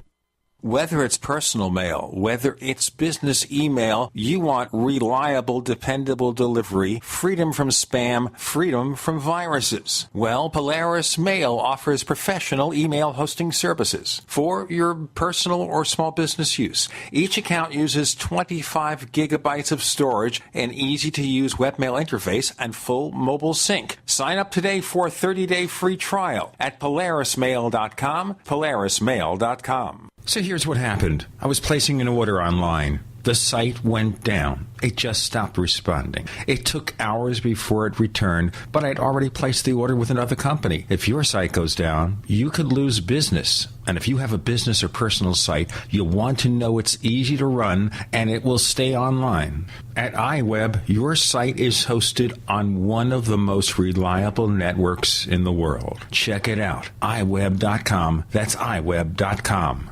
Introducing a 30-day emergency food supply for only $99. At 30dayfoodsupply.com, you can purchase Oregon Trail Foods' 1 month supply of high-quality, nutritious, and healthy emergency meals for less than $100. These vegetarian meals are all natural, non-GMO, high in carbs and protein, and are packed with oxygen absorbers in Mylar pouches. They take up to 70% less space than number 10 cans, have a 20-year shelf life, and huge portions, over twice the serving size of some competitors' meals. Oregon Trail Foods and 30dayfoodsupply.com keep prices low by buying direct from producers in Oregon and then pass the savings on to you. Purchase a 30-day, 90-serving emergency food supply for only $99 this month, and $10 ships your entire order to the lower 48. Call 541-673-6666 or visit 30dayfoodsupply.com, where they make preparedness affordable. 30dayfoodsupply.com. Got it? Get it. Go to 30dayfoodsupply.com. The government's Department of Homeland Security is buying up loads of ammo. At the same time, they're restricting civilians' rights to own and purchase firearms. Can you put two and two together? Infidel Body Armor can stop every round, including hollow points and .308 sniper rounds. Is reasonably priced and fully legal. But for how long? Go to InfidelBodyArmor.com, spelled INFIDEL bodyarmor.com. Infidel Body Armor. Just won't quit. We the people grow cotton, weave fabric, engrave ink, embed strips and fibers to protect from counterfeit and carting to a private bank, having it led back at interest, forcing taxes to service debt. This capitalism, or was Jefferson correct when stating a central bank issuing the public currency is a greater menace to the liberties of the people than a standing army? Hi, Ted Anderson. I'm placing a free silver dollar in a book that explains our monetary system. Call for your copy, 800-686-2237. It's time to understand the system. Call 800-686-2237. That's 800-686-2237. If you want to approach companies with your invention, the first step is to secure your patent rights. We are Russ Weinzimmer and Associates, a national law firm dedicated to helping you get strong protection for your invention. Already selling a product based on your invention? There may still be time to lock in your rights. Just call us at 800-621-3654 for your confidential free consultation, or visit strategicpatentlaw.com. That's strategicpatentlaw.com. Attention preppers, think you've got everything? Think again. You need rescue tape, the ultimate emergency repair tape used by the U.S. Army on trucks and tanks as part of their battle damage repair kit. Rescue tape is 20 times stronger than duct tape. Rescue tape repairs leaky pipes and hoses up to 500 degrees, waterproofs electrical connections, and even works right over oily, dirty surfaces. Rescue tape belongs in every prepper's survival kit, bug out bag, and emergency kit. Get rescued or just get stuck. Learn more at rescuetape.com. Hello, this is Rosemary Ellen Guiley, and you're listening to the Paracast, the gold standard of paranormal radio.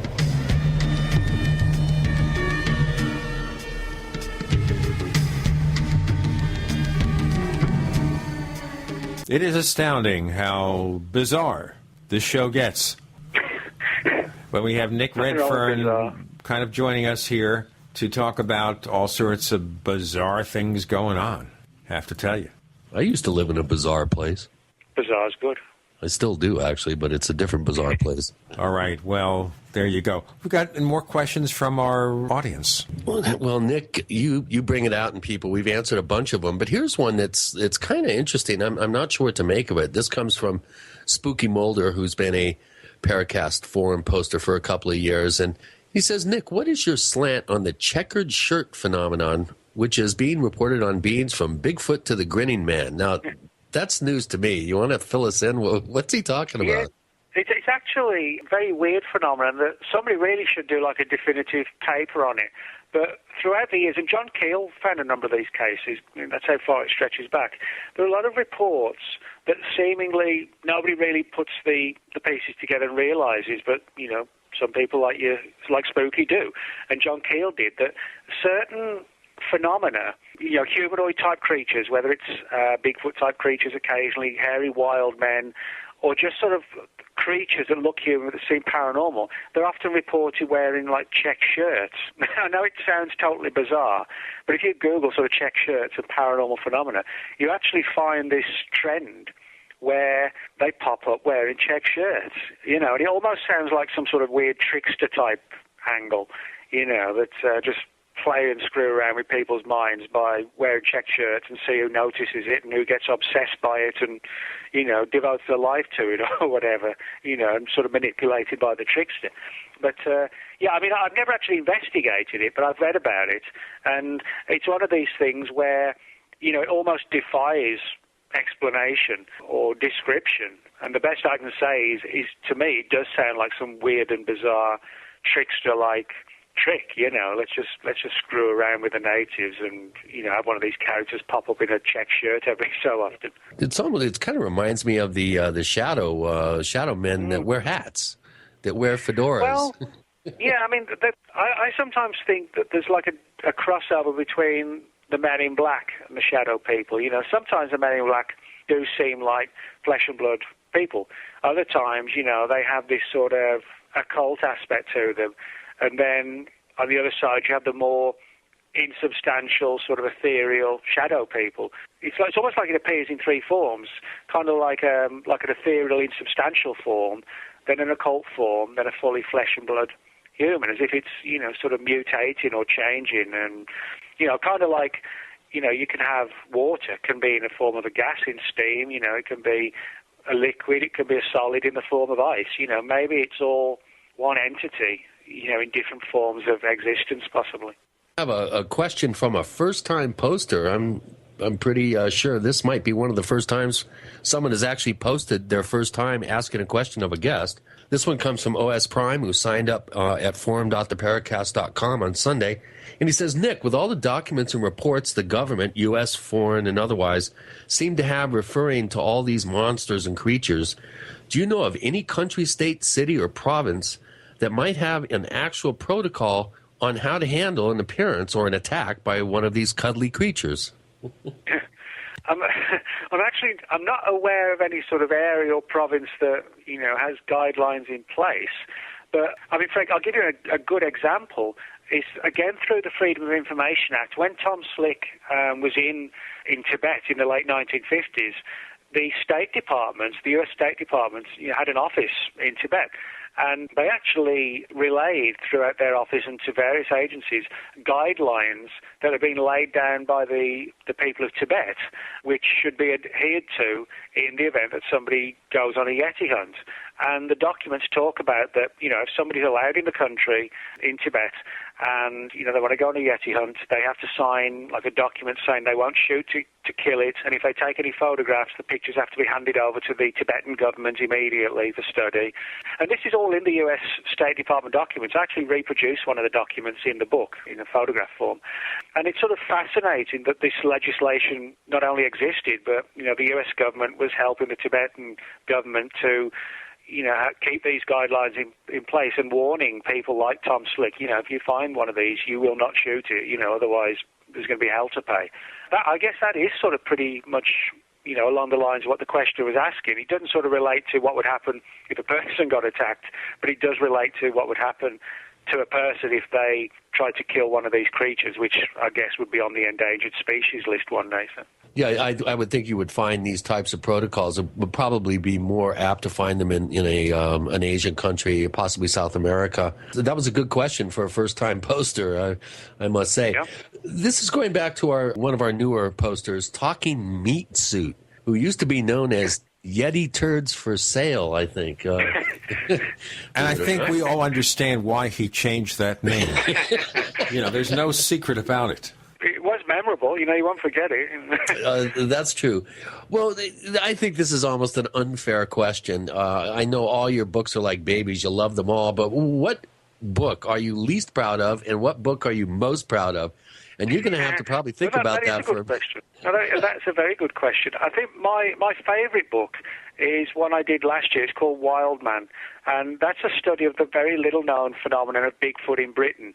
The reason I wrote it was because when I grew up, the area in central England where I grew up as a kid, very heavily forested, you had a famous legend of a creature known as the man monkey, which was sort of this large chimpanzee-like semi-human, primitive human ape-type creature that reportedly haunted an old bridge that crossed an equally old canal in central England.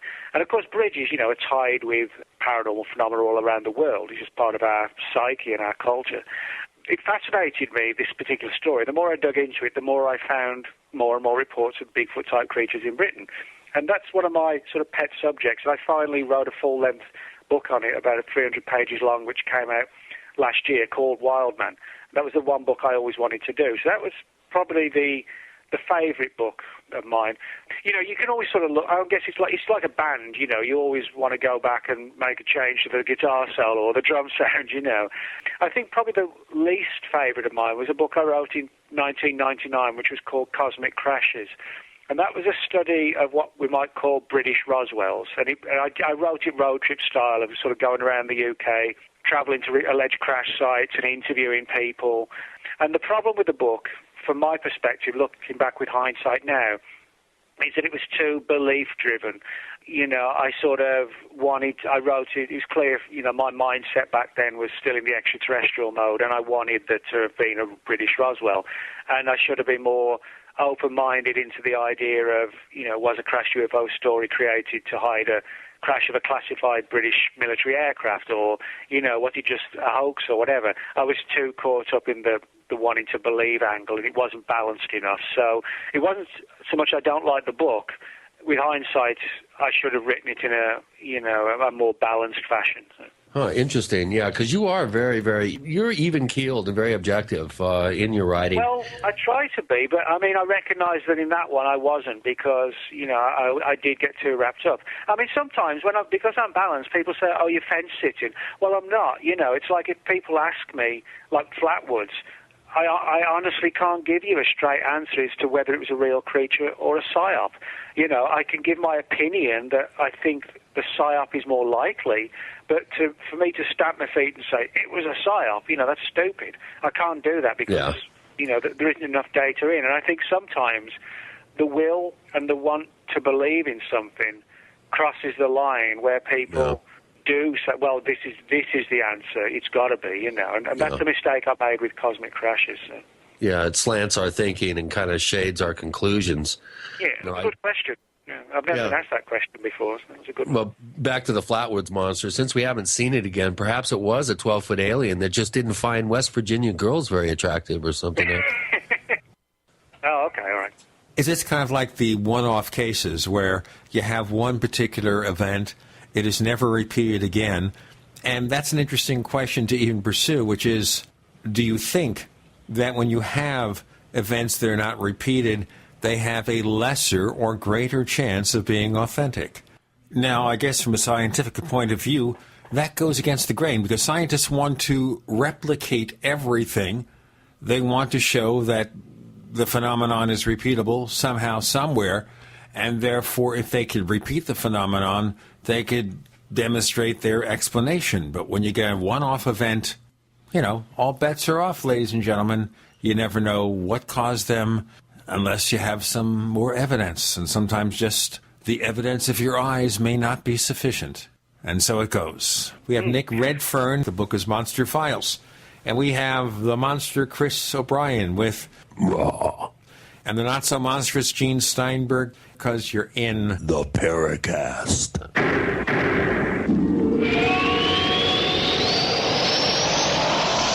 Are you tired of searching for great talk radio? Something more important. Search no more.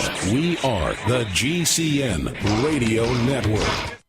Hi, this is Ted Anderson. If you'd like to listen to GCN programs on the go, I have great news. GCN has created a Droid and iPhone application, and it's free. Just as easy as going to GCNlive.com, click on the banner, and download. Before you know it, you'll be listening to your favorite hard-hitting GCN shows, live or on demand, right on your Droid or iPhone, 24/7 and on the go. So download the Droid and iPhone app free by clicking on the banner at GCNlive.com. Thanks again for listening to GCNlive.com. Again, that's GCNlive.com. We the people grow cotton, weave fabric, engrave ink, embed strips and fibers to protect from counterfeit and carting to a private bank, having it lent back at interest, forcing taxes to service debt. This capitalism, or was Jefferson correct when stating a central bank issuing the public currency is a greater menace to the liberties of the people than a standing army? Ted Anderson, I'm placing a free silver dollar in a book that explains our monetary system. Call for your copy, 800-686-2237. It's time to understand the system. Call 800-686-2237. That's 800-686-2237.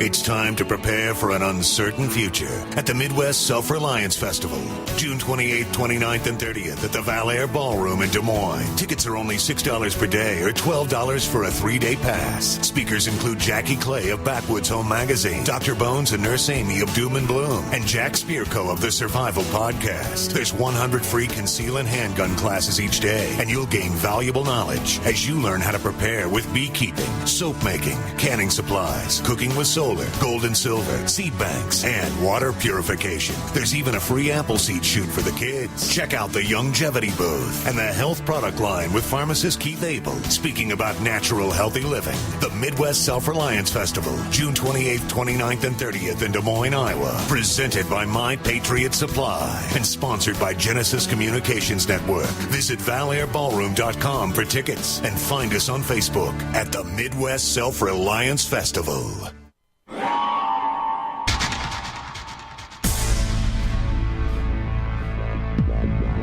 Welcome back to the Paracast, the gold standard of paranormal radio.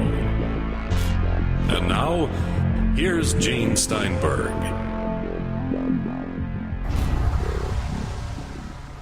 Shall I say it? A monster of a show. Nick Redfern joining Gene and Chris, and Nick, of course, is kind of sending me weird vibes for using that phrase, a monster of a show. Bombarding you with microwaves via my black helicopter. Yeah, you're going to get some emails on that joke, Gene. That is not a joke, ladies and gentlemen. I am being perfectly serious. I never joke. That's like the remark from one of the James Bond movies, I never joke with 007. Right. Well, you got to admit, Gene, Nick is one of our best and most popular guests, and boy, I can tell you, Nick, I have more fun with when I have a book of yours in my hand and get a chance to talk to you later about it. You amaze me, man, that you are able to uncover such just really good stuff. And my hat's off to you. I mean, you're a real inspiration, I think, for aspiring writers out there. Okay, so we had a question on the table in our last segment, Nick, and that is the one-off event. And we can mention an example being, of course, Flatwoods Monster. The one-off event, do you think it holds a lesser or greater chance of having some value of being true? Well, I actually do think it stands a greater chance because when something becomes part of popular culture and belief systems develop, sometimes, people get carried away and see things that aren't necessarily there. Or, if they expect to see an alien, people expect to see an alien today. Everybody's got that imagery in their head of like the large head and the black eyes, So I think something that's totally different and that doesn't go along with what's in popular culture and is never seen again, I actually think there is a good argument to be made that was genuine because it isn't, part of the run-of-the-mill thing that everybody expects it to be. It's totally off the walls. That leads me to another question. This one's from Polterwurst, who's a longtime poster at forum.theparacast.com. It says, Nick, what do you think might account for the werewolf myth persisting probably from prehistoric times all the way through the Middle Ages, when there was a regular werewolf craze, second only to the witch craze, well into the 1800s. And he also has a little postscript here. He says that Nick and Chris, I recently found a strange sentence while Googling the term Wendigo. And the sentence is, the creature could only be seen if it faced the witness head on because it was so thin that it could not be seen from the side. And he says this reminds me a lot of Chris's description, my description of beings that looked like they were two-dimensional, which I've described on the show before. Do you have any more stories or reports with that two-dimensional and I guess high strange aspect? Well, actually, I do have one. I don't talk about this in the book, but I do talk about in that book I mentioned just now, Wild Man, where a friend of mine, John Downs, who's one of Britain's most well-known cryptozoologists, he had an experience with like a classic British Bigfoot, for want of a better term, in 2003 in an area of woodland called Bowlam Lake in the north of England. And what was interesting is that John said from the side it looked like a classic Bigfoot, like a large lumbering thing charging through the woods. But as it ran, it wasn't even two-dimensional, it was one-dimensional. It was like a shadow. There was just literally no substance, almost like something was, projected onto the trees and, the shadow was picked up on the trees. But he said it was just like a solid black form, but it literally had no depth to it. It was almost like imagine a shadow running along where you could see the shadow on both sides, but it was totally one-dimensional, like a plank of thin wood or paper or whatever. Well, we have a couple of questions that are very similar.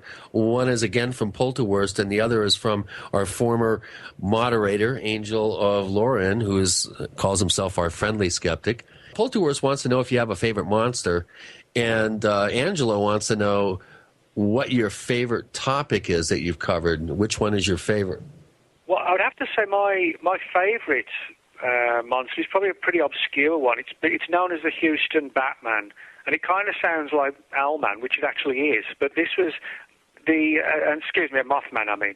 The Owlman's a similar creature in England. But the Mothman sightings, which affected the town of Point Pleasant, West Virginia, occurred in the mid-60s and came to their height in 1967. Well, 15 years before, in the city of Houston, Texas, there was a report that made the newspapers of a creature that became known as the Houston Batman. And it was seen by several people late one night, and it was described as like a large man-like creature that was seen sort of stooped in a large tree. And it had like a humanoid shape and glowing eyes and these large wings. And the witnesses were sort of terrified by the sight of it, and it sort of just rose up into the air, kind of like a helicopter would, not by a furious beating of wings. And that's how actually a lot of people have described Mothman. It kind of rises into the air vertically. But the Houston Batman one fascinates me. I mean, I live in Dallas, Texas, so Houston's not that far away. And I've done a number of investigations into it. And there are actually a few reports that post-date 1952. The most recent one out from the city was uncovered by a friend and colleague of mine, Ken Gerhard. And Ken uncovered a case where this sort of winged humanoid creature was seen lurking on the top of a building in Houston in the late 1990s. And the best way I can describe it kind of sounds just like the creature out of the Jeepers Creepers movies. This sort of ominous-looking, dark, shadowy creature that, surfaces from time to time. And that's sort of a fascinating one for me because it's little known and sort of little investigated as well. And so I might have to do a bit more into that one. And what was the other part of the question? What's your favorite topic within the subject matter? Oh, well, without doubt, cryptozoology. Of all the stuff I investigate, cryptozoology is my biggest interest, and sort of the subgroup within cryptozoology would probably be one of two things, either the British Bigfoot stuff or the Puerto Rican chupacabra, which I've been on a number of investigations and expeditions looking for the chupacabra. And although in terms of media coverage, even within paranormal media, it's certainly not at the height it was in the 1990s, I still like to get back there and do a few investigations because I like Puerto Rico as well. It's a cool place. You can sort of go out and do an chupacabra investigation, then go back to San Juan and drink cold beer all night. So it's a cool place. Right. I always have to wonder here, of course, that if you do that and drink the cold beer, does that color your perception of what you're seeing? No, I mean, you get this sometimes where the skeptics say, well, he saw Bigfoot after, drinking 6 pints of beer.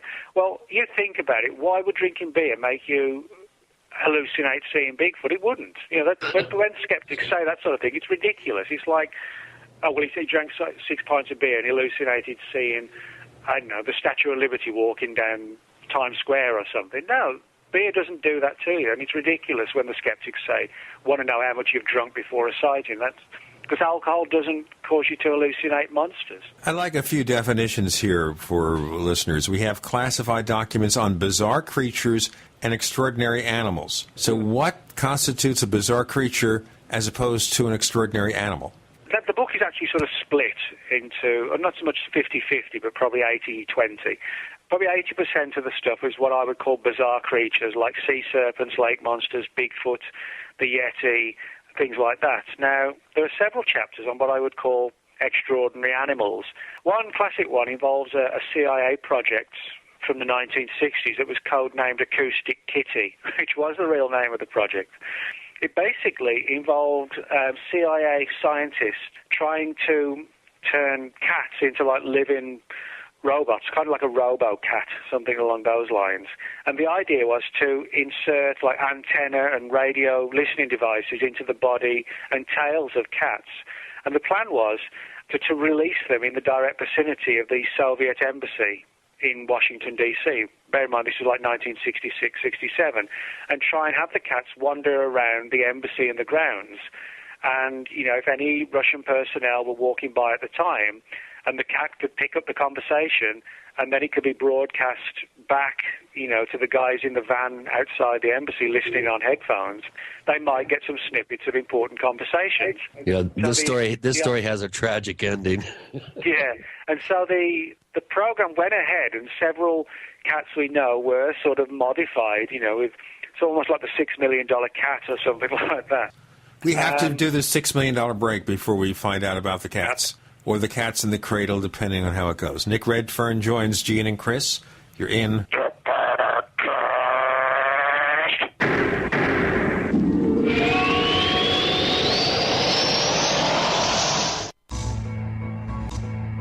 Is there a secret UFO agenda? Do strange creatures from the darkest corners of the mind roam the Earth? Is there evidence for mind control, time travel, or devious government conspiracies? Find out the inside scoop on the latest conspiracies, paranormal activity, and Fortean phenomena when you subscribe to Tim Beckley's Conspiracy Journal. It's jam-packed with stories, special book and DVD promotions, and the best news, it's absolutely free, sent right to your mailbox. Plus, a bonus free email newsletter sent out every Friday. Simply send an email with your name and address to Mr. UFO at webtv.net. That's Mr. UFO at webtv.net. Find out what they don't want you to know.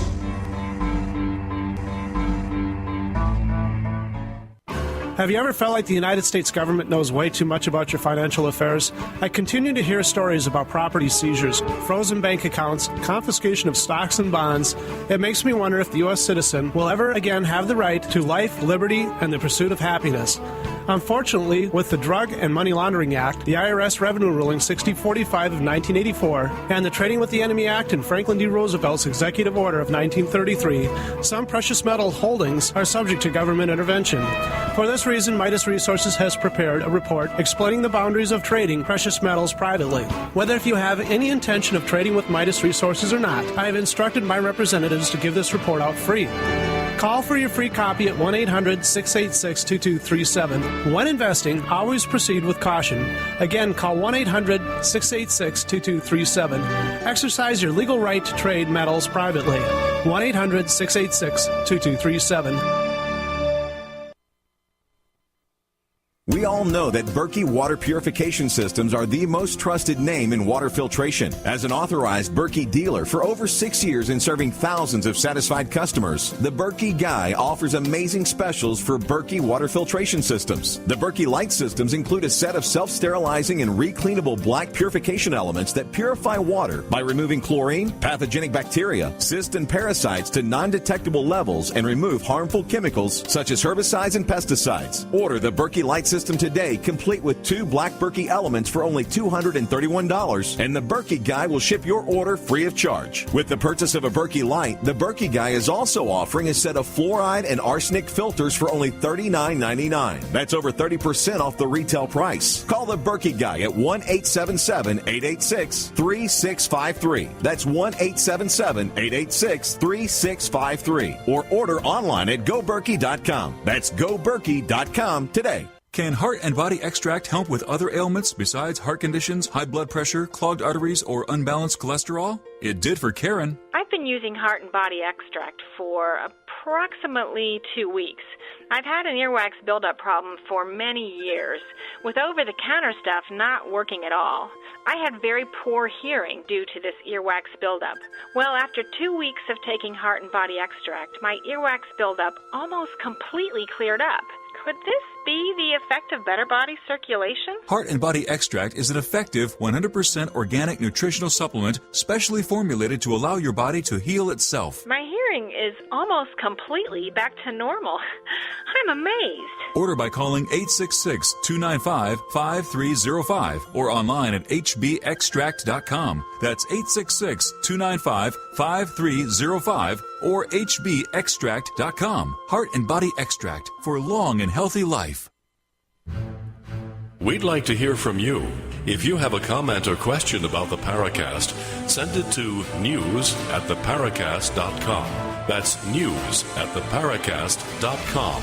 And don't forget to visit our famous Paracast community forums at forum.theparacast.com. That is not Chris O'Brien trying to become a Dalek. And there's no truth to the rumor that the 12th Doctor will be Nick Redfern, for those who are fans of Doctor Who. Okay, so we're talking about this cat story. Yeah, and we know that several sort of operations and procedures were done to sort of turn these cats into robot listening devices. And the very first occasion when one was sort of going to be taken out into the field, so to speak, the team loaded the cat into the back of a van and parked as near as they could to the Russian embassy without attracting any attention, and opened the back doors and, tried to encourage the cat to cross the road and, climb over the wall or whatever and, just listening on conversations. But unfortunately, as they let the cat out to the back of the van and he crossed the road, or she crossed the road, he got hit by a taxi, and so Acoustic Kitty became Splattered Kitty. And that's not that was the end of the project. And the project was actually shelved because it was seen as one of these bizarre programs that was just destined never to really work, I guess. Your tax dollars at work and play. I think actually the kitty's still alive. It's been hanging out outside my home. So that's one example of an extraordinary animal. And another one I talk about in the book is a project that actually had more success but was ultimately also shelved. This relates to the 1950s, 1952-53, when the U.S. Army secretly initiated like a small project to determine if dogs, cats, and even pigeons possessed extrasensory perception, ESP. And the idea was if they did possess ESP, could it be used to train the animals to find landmines buried on battlefields? That's to say, if American troops went into battle, there were concerns that the enemy had laid down minefields in the area. They would let the dogs, the cats, and the pigeons loose, and they could psychically use their powers of the mind to determine where the landmines were. And this was a project which was heavily funded and went on for about 18 months in total. And I was able to get the files on this through the Freedom of Information Act, and they talk about how two German shepherds in particular, their names are Tessie and Binny, they had a great deal of success in finding landmines where the military had even gone to great extents and great lengths to mask the odour of the landmines, so they couldn't be blamed on, using the power of a dog's nose to find them. And the military did all sorts of tricks to prevent the dogs finding them under normal conditions. And yet time and again, they'd be taken to a stretch of beach after the landmines, in some cases, had been buried like 6 to 8 feet down even. These are dummy ones, by the way. And each time they found them.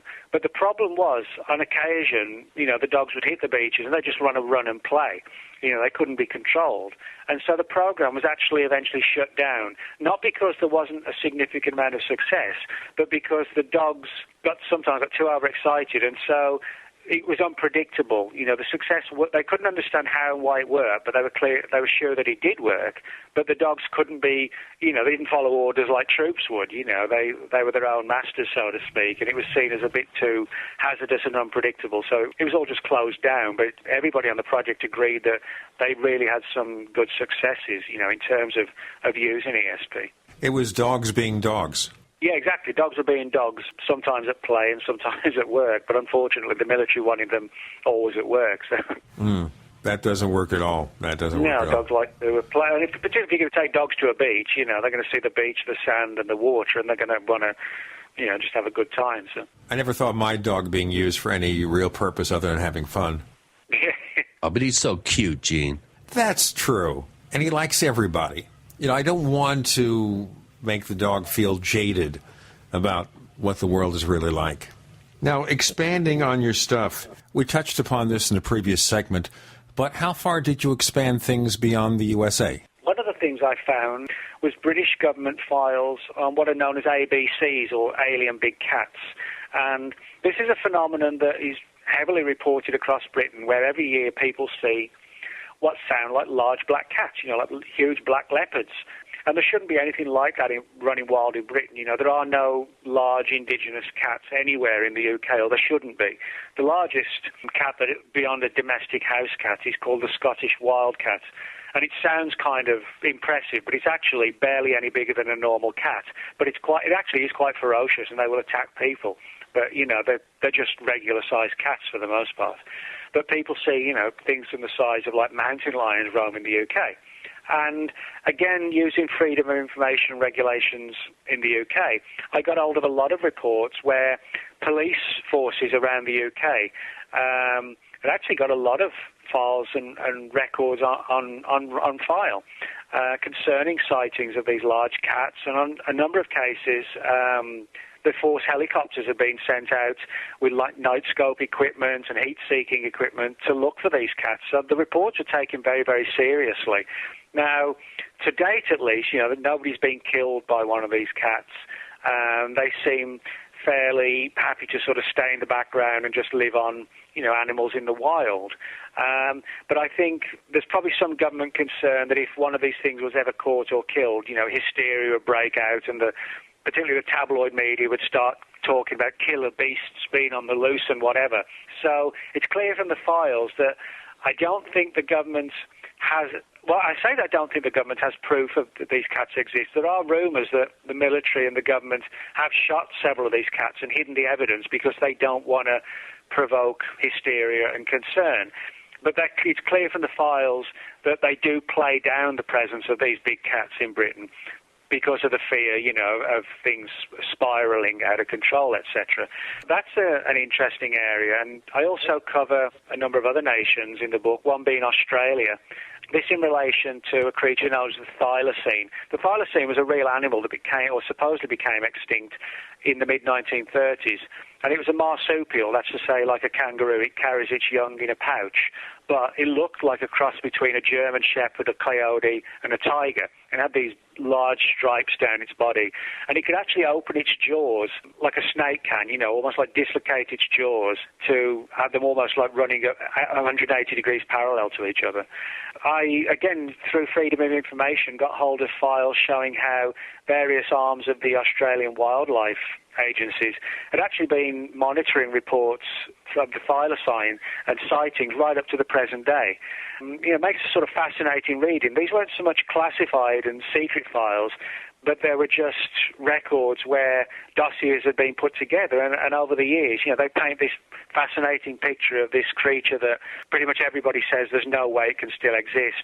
The Australian government files seem to suggest it really does exist, and I mention this for a couple of reasons. One, because it's an official government file on a creature that's presumably extinct, but also it demonstrates that creatures that we're told are extinct, in some cases, quite large animals may not be quite extinct after all, and that could apply to things like sea serpents and lake monsters that have been attributed to things like plesiosaurs, maybe against all the odds, relic populations have survived, over millions of years. That might be the big story right there. The fact that science doesn't admit that things they call extinct are not extinct. We can get extinct right now if I don't do this. We have Nick Redfern. The book is Monster Files. You're with Gene and with Chris. You're in...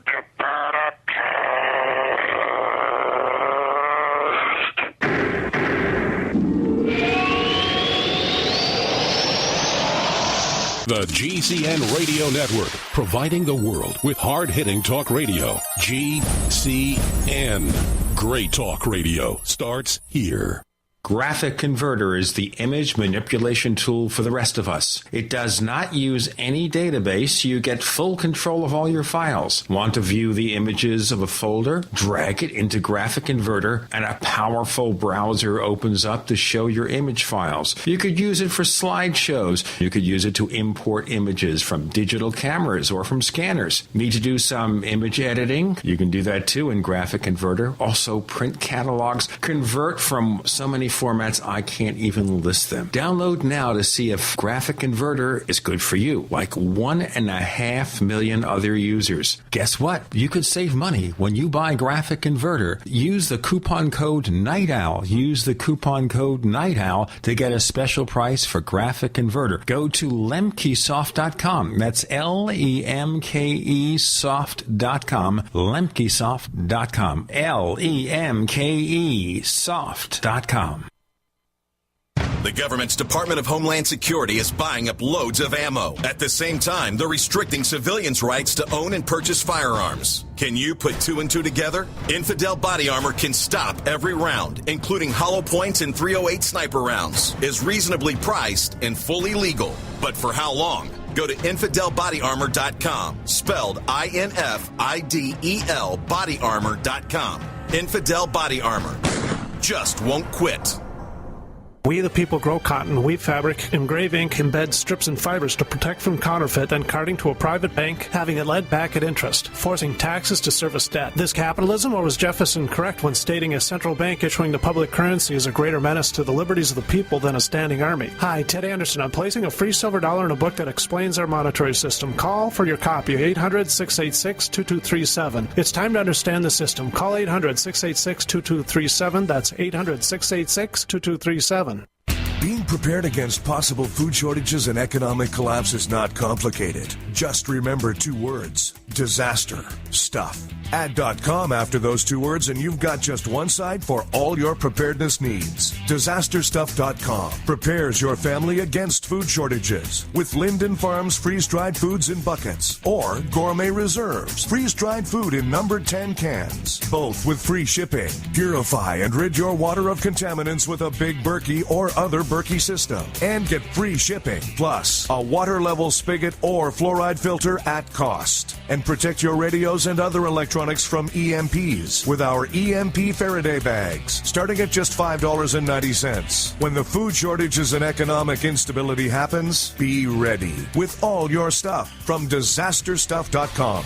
Just remember 2 words: disasterstuff.com. Freedom through self-reliance and personal responsibility. Springtime is sale time at Herbal Healer Academy. Current customers know this is the time to save big and stock up at herbalhealer.com. New customers, welcome to the web's best place to save on vitamins, minerals, and more. Right now, Herbal Healer's spring specials include our 500 parts per million colloidal silver, all sizes on sale. CoQ10 with Hawthorne, Colon Enhancer, Sea Cucumber, Super Fem and Super Male Plex, plus glucosamine chondroitin, our best-selling liquid CalMag Vitamin D, and our colloidal minerals, all on sale for spring at herbalhealer.com. And Herbal Healer also offers certificate correspondence courses in natural medicine.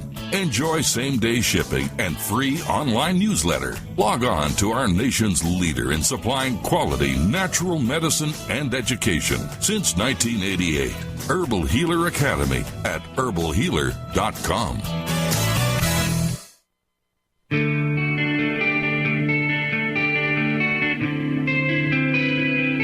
This is Jerome Clark, author of the UFO Encyclopedia and other books. You're listening to the Paracast.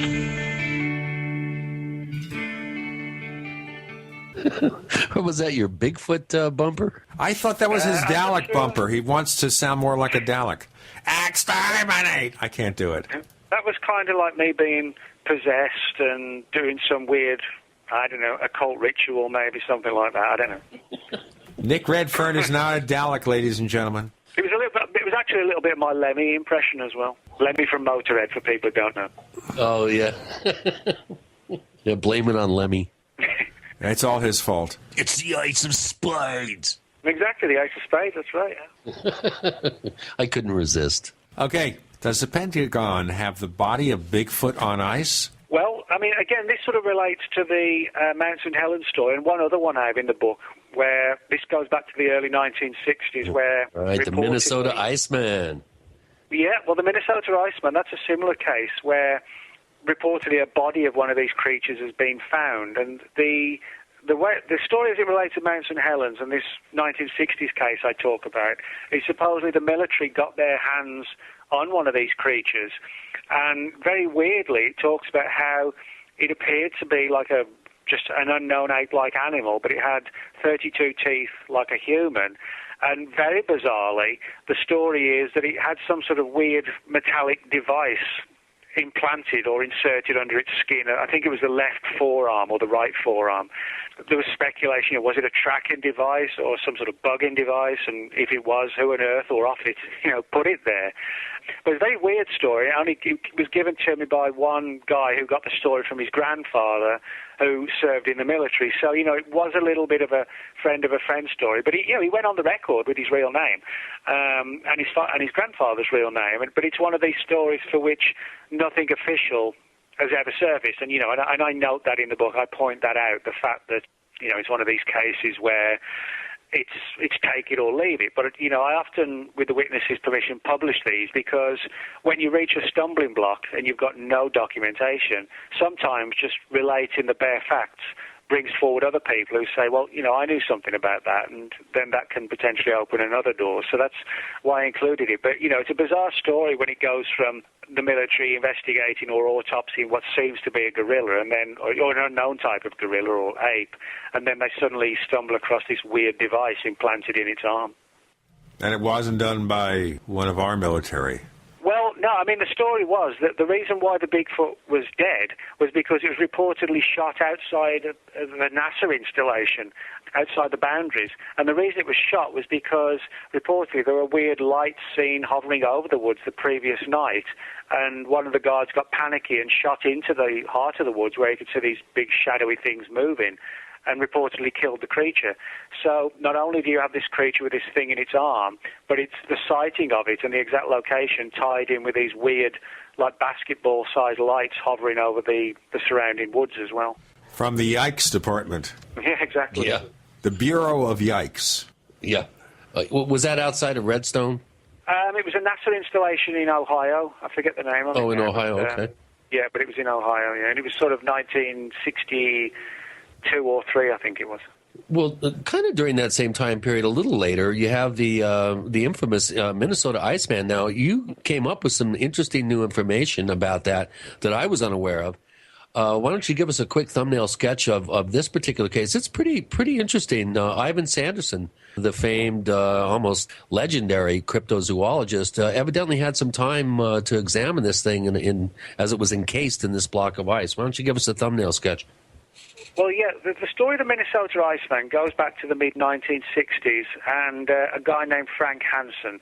He was somebody he was an ex-businessman who would put strange-looking things on display at, like, state fairs, sort of like a latter-day equivalent of things like freak shows, that sort of thing.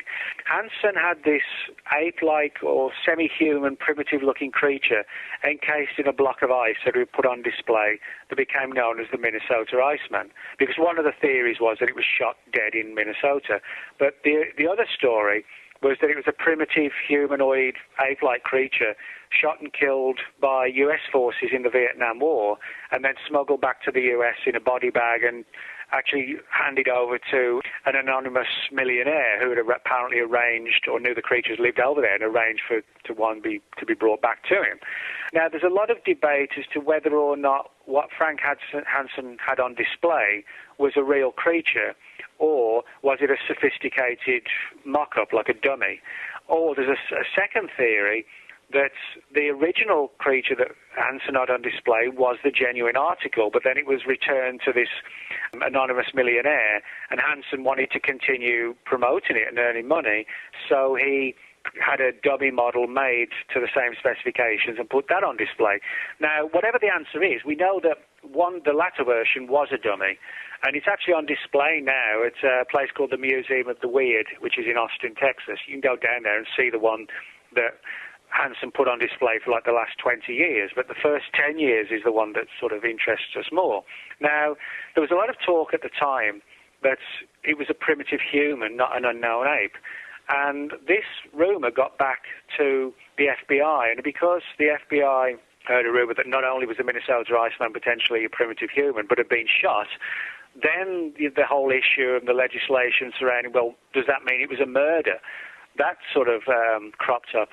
And what happened was that a representative of the FBI, a local special agent who was local to the area where Hansen was living at the time, actually turned up on his doorstep and said, I want to see this creature, the Minnesota Iceman. We've heard it could be a human-type creature, but it could have been killed as a result of murder.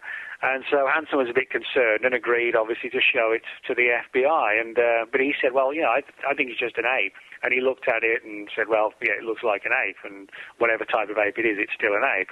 So the guy sort of left a bit bemused, I'm sure, on the sort of work the FBI was usually involved in. But Frank Hansen never wanted to sort of miss up an opportunity to promote his product, built this big sign and painted on it something along the lines of the Minnesota Iceman investigated by the FBI, which I'm sure probably didn't please the FBI too much, but he stood it next to the display every time it was shown. So again, it shows like a bizarre aspect of how the government has got involved in cryptozoology. Well, speaking of Vietnam, the story I heard is that the creature was shot by troops during the Vietnam War. I think you mentioned also near Da Nang, isn't there a river where some of our personnel over there during the war saw these huge giant snakes or something, if I remember correctly?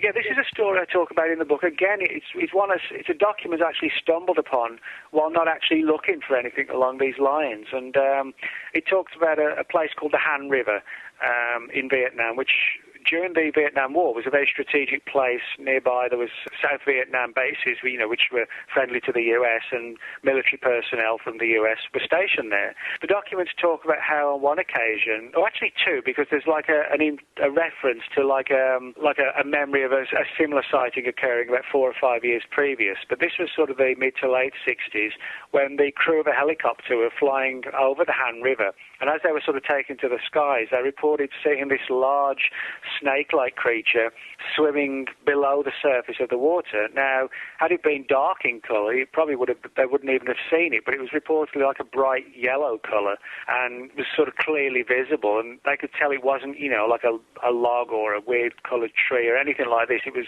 extensively long, and they could also report it seeing what looked like 4 flippers, bright yellow flippers coming from the side, the body of the creature. And that sort of was the key point that, led them to believe that what they were looking at was a large animate creature like a lake monster or a sea serpent. And they prepared a report on it and filed a report, and the document talks about how everybody was interviewed and debriefed, but it was actually viewed as like an amusing little event as an aside, just a talking point, I guess, in the after work or whatever. Nothing was really done with it other than it was filed away because, the troops were fighting the Vietnam War, fighting the North Vietnamese, and a sighting of a sea serpent might have been interesting, but they had better and more important things to do. So it was just a case with this one. It was filed away and just, vanished into obscurity. Before we vanish into obscurity, he likes that. We have Nick Redfern joining Gene and Chris. You're in the Paracast.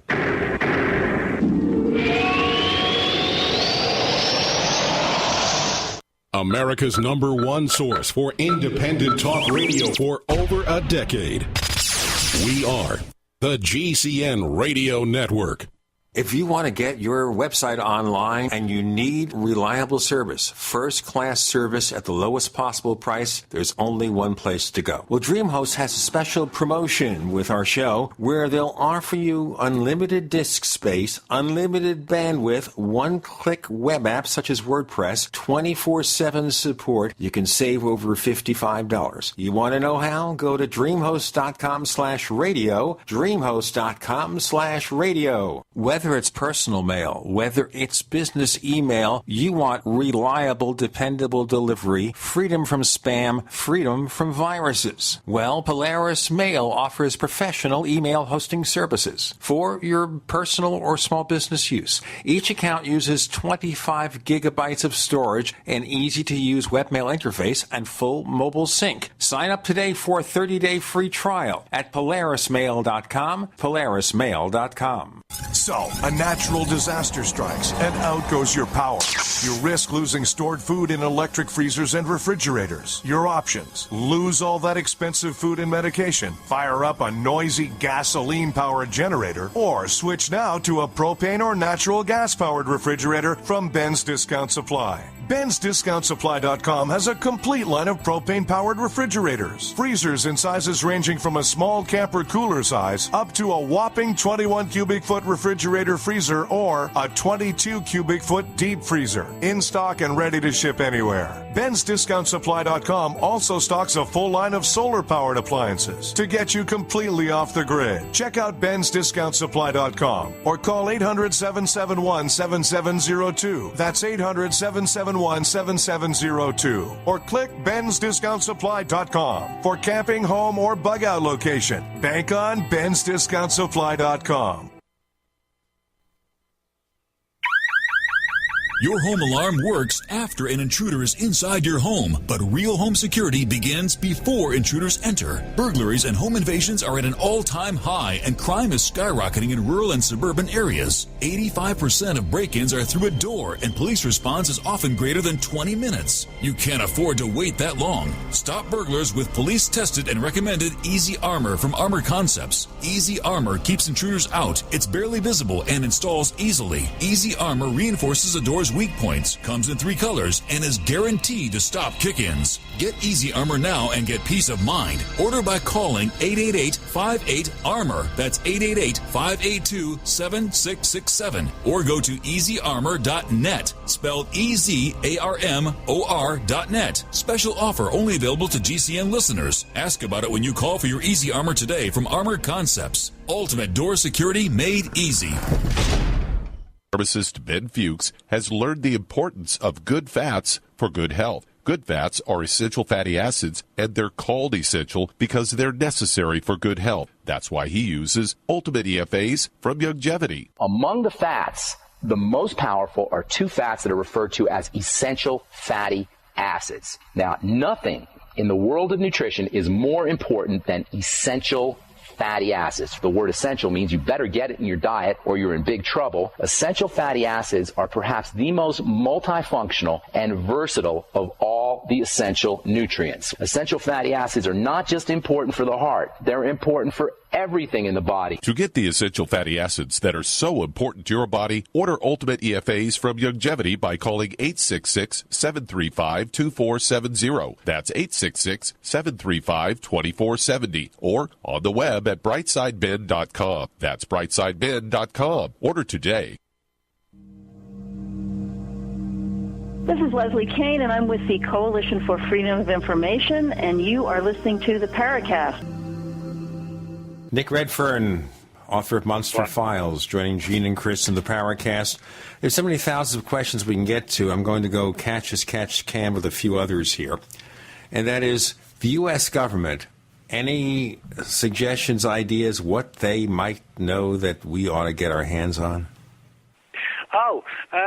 Well, yeah, I mean, for me, I'm fascinated by the fact that they're fascinated with Bigfoot. You know, we get a lot of reports of military interest in Bigfoot's cases. I mean, I have a whole chapter in the book concerning a well-respected researcher named Stan Gordon, who's been in the field for many decades. And we should mention to our listeners, he's been on the show a number of times. Oh, okay. Well, yeah, cool. Stan's done an excellent book called Silent Invasion, which deals with a Bigfoot wave in Pennsylvania, where Stan lives, in the early 70s, 73 to 74.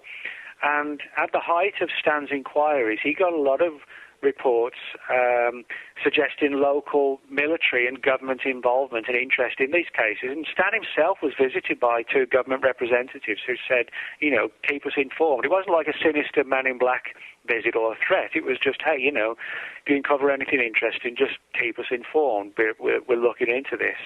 But he also uncovered cases where military personnel had visited witnesses to Bigfoot and shown them, again, not like Men in Black stuff, but they'd actually shown them photographs that the military had on file of Bigfoot and said, did this look like anything that you saw?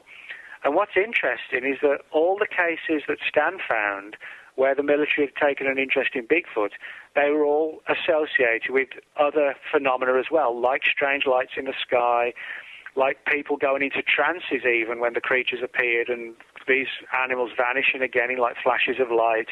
So it was, in other words, the military was taking an interest in eyewitnesses where there seemed to be suggestions that Bigfoot was more than just an unknown ape roaming the United States. So for me, you know, that would be the one thing I would sort of really like to uncover, is what has prompted the investigations of the government into Bigfoot, and what have they found possibly suggesting it is more than just, you know, a U.S. equivalent of a Congo gorilla or whatever. Of course, getting anything out of the government right now in this particular climate must be near impossible.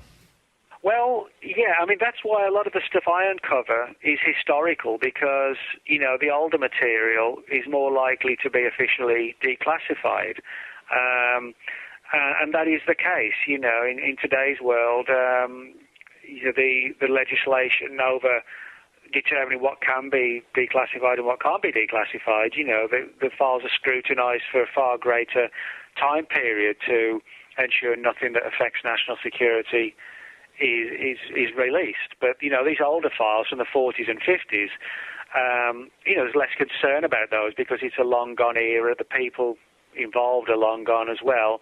And, you know, more often than not, it's a very fascinating file, but it's, you know, it can be relatively obscure as well, sort of like the Tom Slick stuff, you know. You wonder what you can find there about UFOs and such. But the other question is here, with current stuff that's supposedly secret leaking like a sieve, how do they keep stuff secret for 4, 5, 6 decades? Well, I mean, with the Freedom of Information Act, you know, there's legislation that allows for continuing withholding of files. The Freedom of Information Act isn't a tool that opens all doors. For example, there are 5 or 6 pieces of rulings within the FOIA documentation that allows for continuing withholding of files. The most cited one is B1, which covers national security. So if there's something in a 50-year-old file that can't be released, you know, they can just slap the B1 coding on it and you don't get to see it. And there are also what are called special access programs, or SAPs, which essentially is like the official term for something like a black project, where, you know, it's not necessarily even known to exist by Congress and organizations like this. And so SAPs are a good way in which material can, you know, stays behind closed doors. Because the thing is, with the Freedom of Information Act, you have to specifically be able to know what you're asking for. You know, it's no good writing to the FBI and saying, I want your files on men in black, you know, or on contactees, shall we say. Let's say the contactees. What you've got to do is provide the name of one of the contactees, like George Adamski, and preferably provide date of birth, date of death, a photocopy of a death certificate, or an obituary in a newspaper, and send all that in. You know, saying I want files on the 1950s contactees is not going to work. You have to be very specific. And of course, if you can't be specific, well, it's not the case that the agency won't necessarily release the material. They've got nothing to go on if you're just using random terms and words, you know. Well, maybe they do, but that gives them an excuse. Well, it may give them an excuse, but sometimes it actually is the legitimate truth. You know, if you work in the Freedom of Information Office and you get a letter from somebody who says, under the terms of the Freedom of Information Act, I demand you release your files on abductees. You know, how is that person necessarily going to know you're talking about alien abductees? How they're going to, and even if they are, how is that person in the FOIA office? Remember, the person is an employee of the FOIA office. They're not, you know, necessarily conversing with everything that's gone on. So how will they know you're talking about Betty and Barney Hill or Betty Andreasen or some other abductee? They won't. You know, you have to be really specific. So, you know, somebody might make the argument that, yeah, it's a convenient way of not releasing files, but these people are only human as well. They need specific information to allow them to search for a file. So if I want to search for a file, I have to have as much specificity as possible. I have to virtually know something about the file, at least a fair amount of information about what might be contained in it, dates, times, all that other stuff, before they'll even be able to find it. If they'll find it and if they'll be able to release it. Yes, yeah, that's one of the things. It's not enough just to say, you know, you can't be, vague about this, because otherwise the search would go on forever, you know. It's not that we can expect the government to be very efficient. They're too busy making Star Trek movies for trainees. And after they listen to this show, the NSA is going to be engaged in all sorts of discussions about what we were talking about, trying to put some kind of figure on it. I am only kidding. Well, you know, I think it's like I came back to earlier. There's clear evidence that the UFO community has been watched over the years, but it's done, as far as I can tell at least, you know, the best way to do it is in the open. Listen to radio shows, listen to podcasts, read books, because ufologists invariably talk about what they've uncovered. You know, you actually don't need to bug the telephone of a ufologist when that person has a monthly column or an online column at this site or that site, because, invariably the time comes when they write about what they found. So, it's the easiest way of watching us, is to see what we put out there. Okay, so you wrote this book about what they know, about the government secrets, the classified documents. Do you think now they've expanded their files about Nick Redfern? No, I truthfully don't. Some authors might say, oh, yeah, they're watching me because they think it's going to increase their popularity or whatever, or the intrigue surrounding them. I'm honest with you that I don't think so, because, I'm not some Gary McKinnon type breaking into computers. I'm not illegally, leaking material. I'm using the Freedom of Information Act, so I'm using stuff that the government is letting us see. That's a completely different thing to somebody, hacking systems or releasing classified materials to WikiLeaks or whatever, which is totally different. So no, it's like if you're using what the government's letting you see, they might be interested in knowing what you do with it, but at the end of the day, you're still using stuff that is legally, freely available. The book is called Monster Files, a look inside government secrets and classified documents on bizarre creatures and extraordinary animals, and I am none of the above, nor am I a bizarre secret or classified secret. Nick Redfern, tell our listeners, please, how they can get a hold of you or check out your stuff. People can reach me at Nick Redfern, Fortean, Fortean, .blogspot.com, or they can reach me at Facebook. Books available Amazon, or you can stroll into Barnes & Noble and pick it up off the shelves. How about that? Chris O'Brien, where can we find you? I've got to know. Our Strange Planet. We live on a strange planet. It's ourstrangeplanet.com. And you can find us at theparacast.com. We are also known as the Paracast on Twitter, greatly expanding the number of followers. We are also running a Paracast fan club on Facebook. 2 of them. Someday we'll merge them into one, but probably not in our lifetimes. Nick Redfern, thanks for joining us this week on the Paracast. All right, thanks, guys.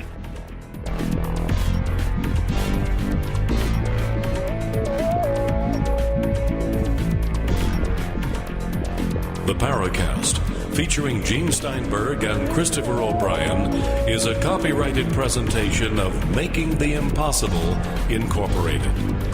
Tune in next week for a new adventure in The Paracast.